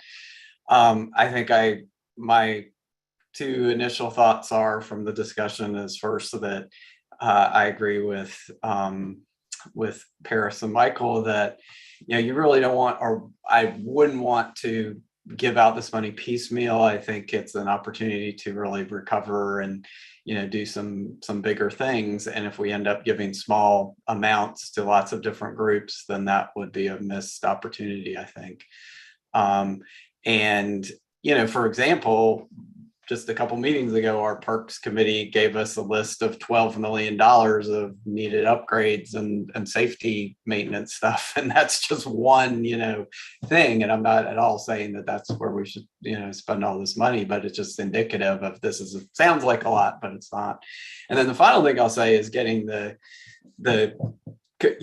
the advisors are to us. Obviously we're the final decision makers on what happens, but this is a real potential for conflicts of interest. And, I think we really need to be careful when we're putting out this amount of money and having people who are going to be advising, perhaps also being recipients, that we need to be very, very careful, because you don't want to have a situation where we're going to open ourselves up as a town to criticism that,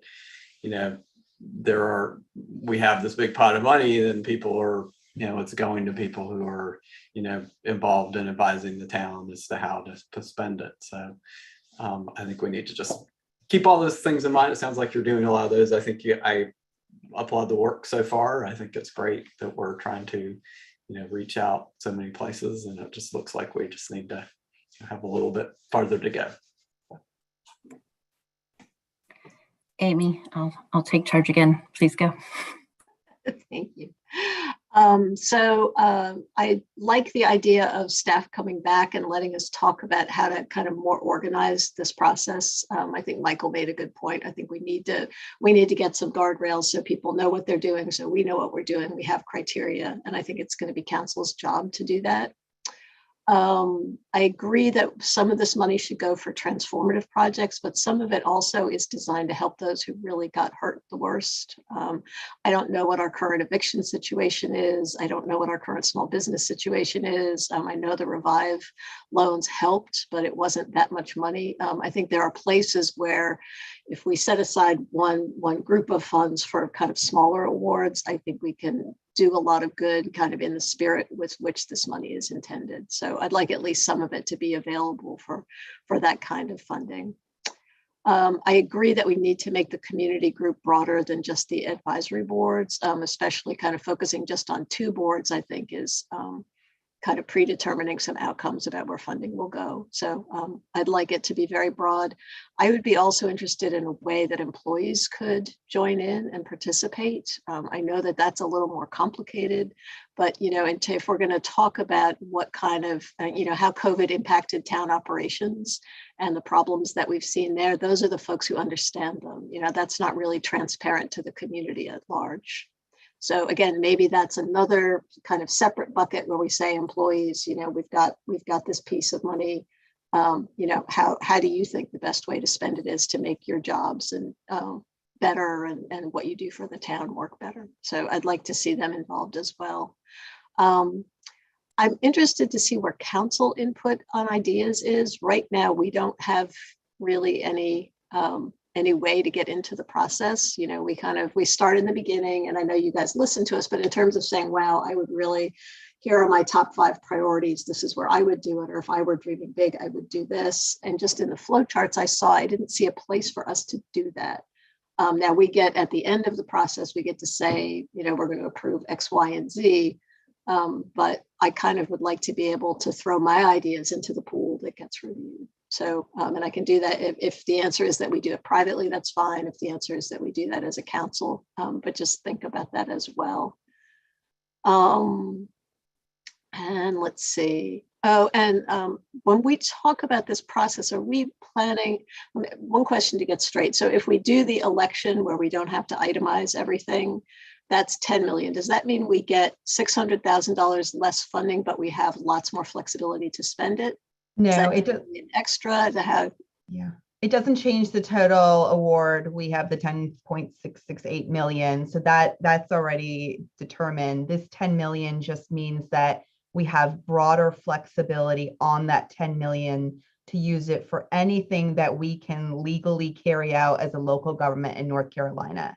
And to say that we've already kind of allocated 650,000, which is almost the rest of what we had, to ARPA, which fits in, the economic impact category. So that really means that we have $10 million to use for any of these categories or anything that we do with a local government. Okay, great. Thanks for clarifying that. And I know that we get it kind of in 2 different buckets. We get 5 million and then 5 million. Is this process planning for the whole 10 million? Are we just doing the first 5? We're doing the whole 10. Okay, good. Because I wanted to make sure we were kind of taking a big picture look at that. Yeah, the idea is, sorry, go ahead. the idea is that we didn't want to go back to the community and do this all over again.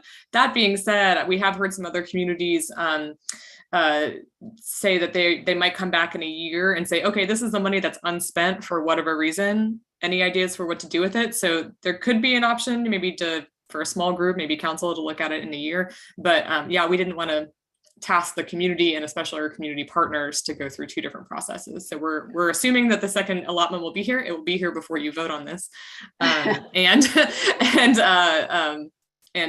just trying to do through one process. Okay, great. Thank you. Those are my questions. Pam, next. Thank you. I had the same question as Amy. I didn't know if we were going to break up the allotments into 5 million chunks just to see, but I get it. I just want to make sure that we stress that we're looking for things that are transformative and for balance, that we want to make sure that we are taking care of things that need to be taken care of that don't cost us more down the line if we ignore them. but transformative for the community for the future that brings people together, that uses our equity lens, but also empowers the community to be more than it is right now. And so I hope we'll look broader and holistically at lots of different types of projects, not just certain categories, but just maybe all kinds of different kinds of projects out there. And I agree, we need a different diverse board to help us than our advisory boards to help us figure out through the process, but it also needs to be that conflict of interest is going to be huge. So it's going to be interesting to see how that plays out as well. So excited about the engagement work you've done. I think people are intrigued with this. I think people do have a hard time understanding where the county boundaries are as far as taking care of certain things and where the towns are. I will tell you that there's been discussion about pooling our resources on a few of the projects too. So I don't know how that's going to play into this. We talked about an expansion of the Arena Center and how we might do that together with all of our 3 Arpa monies. So I want to make sure that we think about those kinds of things. And I don't know how that plugs into the system that you set up now too. So thank you.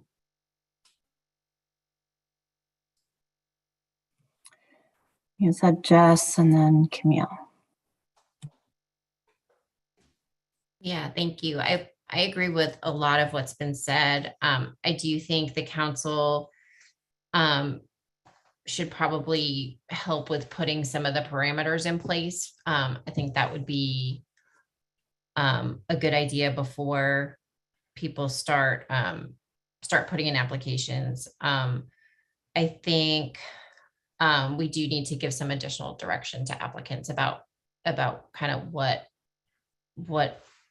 we're looking for generally. I think it's really important for us to think about, I guess, collaboration and also just who does what. I don't think the public knows or cares who takes care of various services, but they know what's important to them. And I think that's great. But I mean, I think when it comes to, there are things that really the county is responsible for. And I think if we get into that lane too much, then we're not going to get to the things that we're responsible for. So I think thinking through how we let the county know and make sure that the county is also hearing those things and what those opportunities are for collaboration so that we can get the best bang for our money. I think, I really think it's important that we look for, yes, transformative things across areas and departments, but also really, yes, looking at the recovery lens. And also, I agree with trying to look at things that if we don't take care of them now, they're going to cost more later and we're going to have to do them anyway. So I think just being kind of, doing things that I think will put us in better fiscal shape later is better for everybody. I also agree we need a more inclusive and diverse body looking at these things. And I think generally I do have, and I don't hear others saying this, so it may just be me. I thought that this was going to be kind of a community budgeting for a piece of it.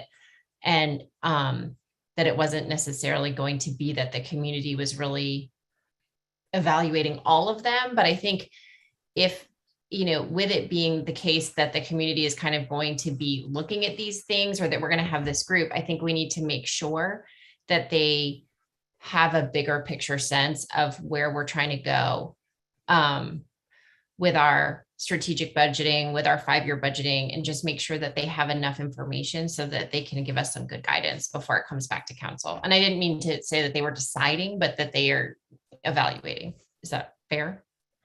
One point of clarification that might be helpful. So the community review committee would only be reviewing the applications that we get from community partners or the community-based budgeting $500,000. So the town projects, we were envisioning something along the lines of the capital improvement plan leadership team, the CIT leadership team, which is a staff team that reviews our capital projects, reviewing the town needs.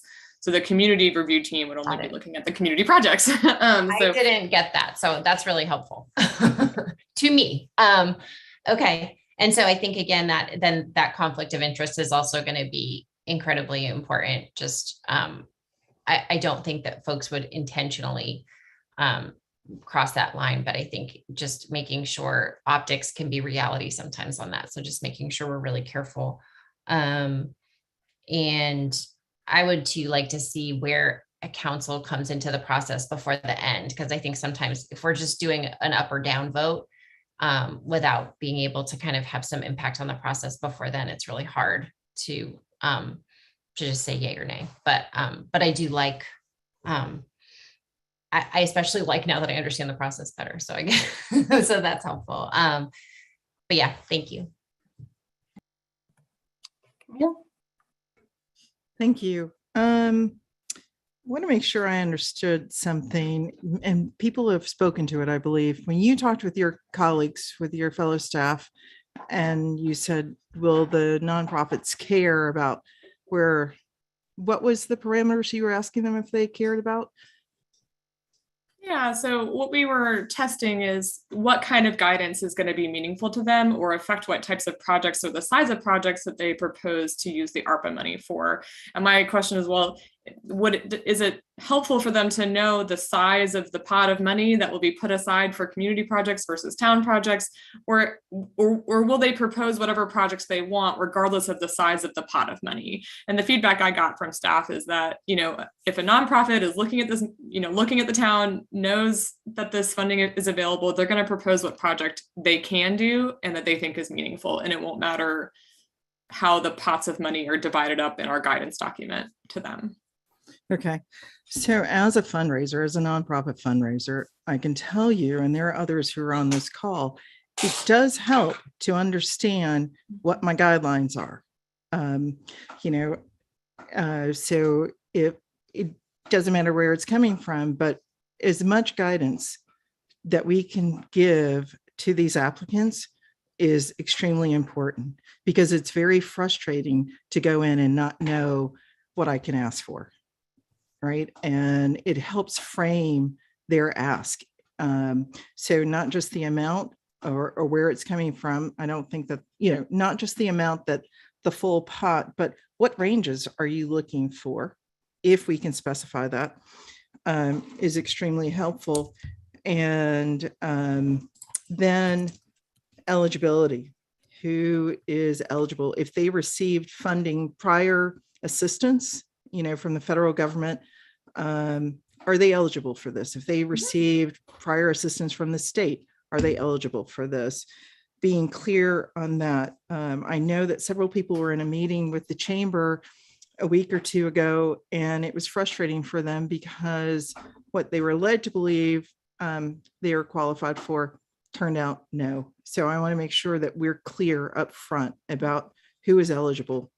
And then I'd like for there to be good access to this information. So I know that you were working with Shanika, and there was someone else that you gave a shout out to. So Sarah Venus, from the affordable housing.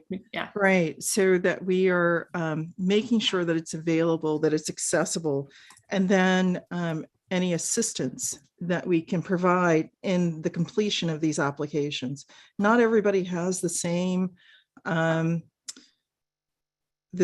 capacity to fill out an application, and those are going to be the most vulnerable, those who are the least knowledgeable about how to fill this out.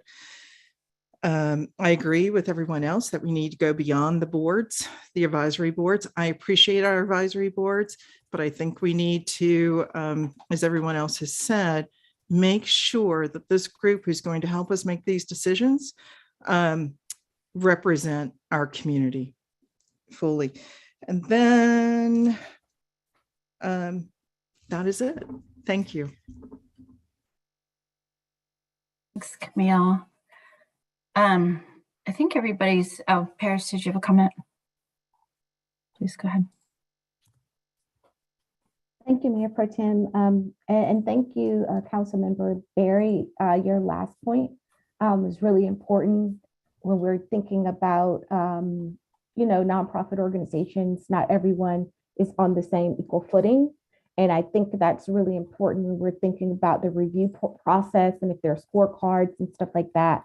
Sometimes some of the things that are on a scorecard will automatically put one organization out of the running simply because they're not as big as this one or not. And so I want us to be very aware of that when we're talking about equity throughout the entirety of this process. That's really important. Another thing that I would like to acknowledge and really lift up is the feedback that was given by staff as it pertains to premium pay. I know there were some efforts made to pay folks as it pertains in time, and I would like to see the possibility of giving some monetary pay to our folks who, from the beginning of this pandemic, did not have their jobs didn't afford them to work from home. They've been on the front lines every single day throughout the entirety of this. And I think it's important that we acknowledge that. And so just wanted to put that out there. Thanks. Thanks, everyone. I'll add my comments and then I guess we'll wrap up. Let's see. I really do like the idea of, having that separate community fund. I'm of two minds about, I definitely get having some criteria will be helpful, some guidelines, but I also don't want to limit us.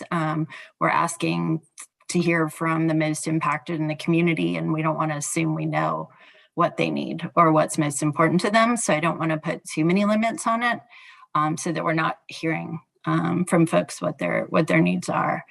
So I don't want to make it so structured that we roll some ideas out inadvertently.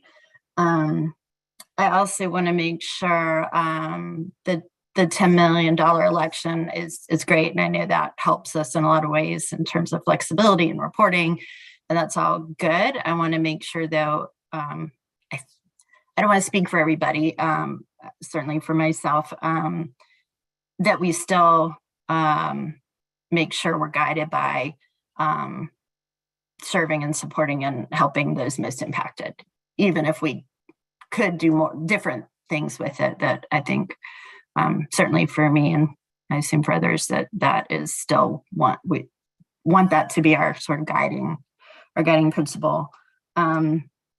I also, it was helpful to hear what you heard from nonprofits, and that made me think about,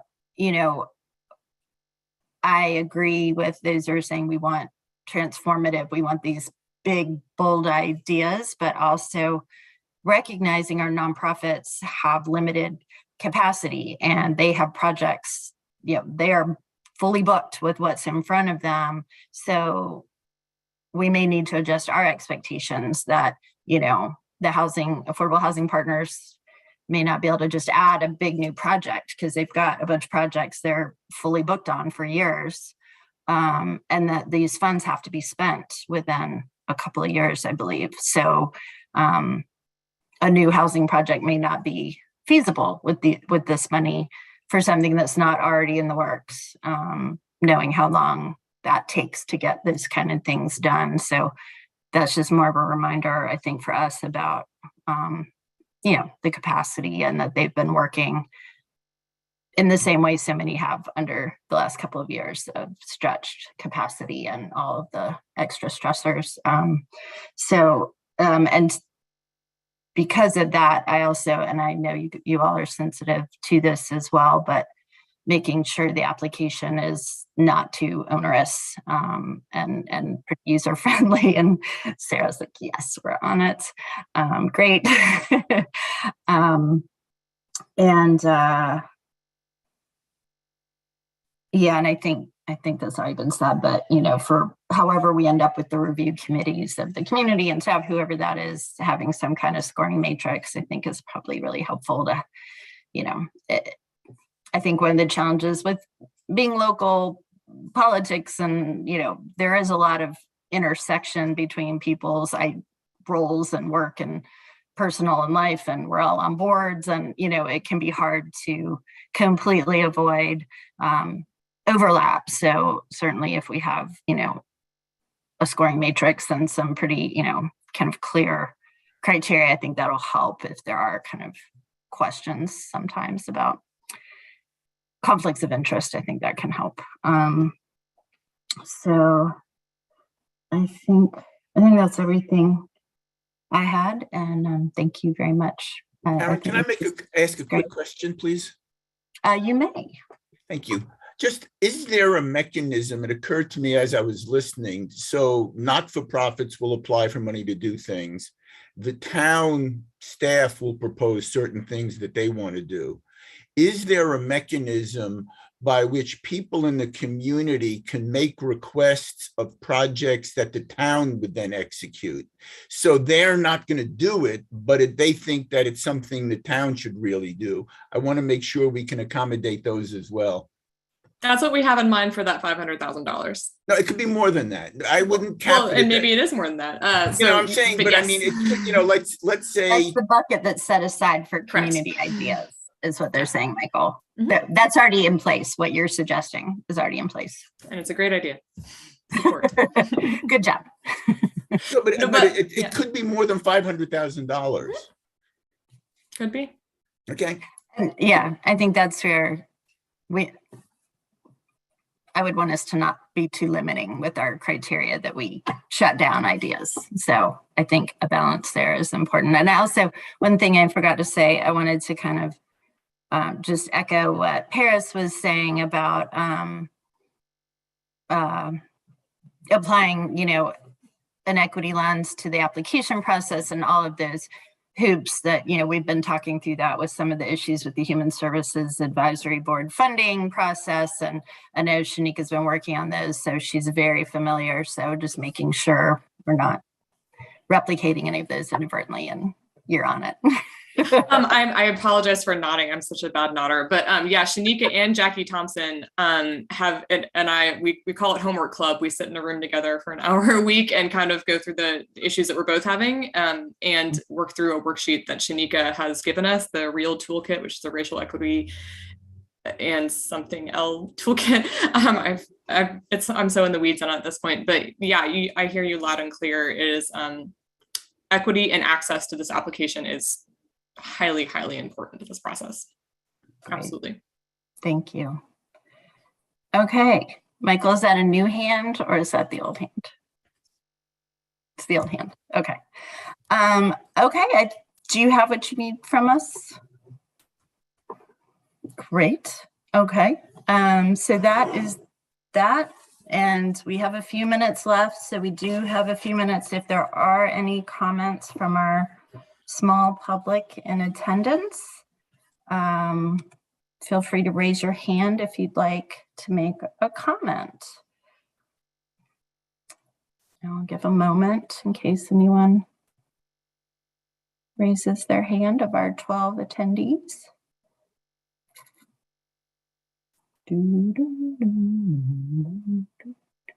Okay, I'm going to call it. Well, that is it. Thank you very much, everyone. Welcome back, Pam. Good to see you. And thank you, and have a good evening. Thank you, everybody. Good night. Thanks, Karen. Thank you. Bye, everybody. Bye. Bye, y'all.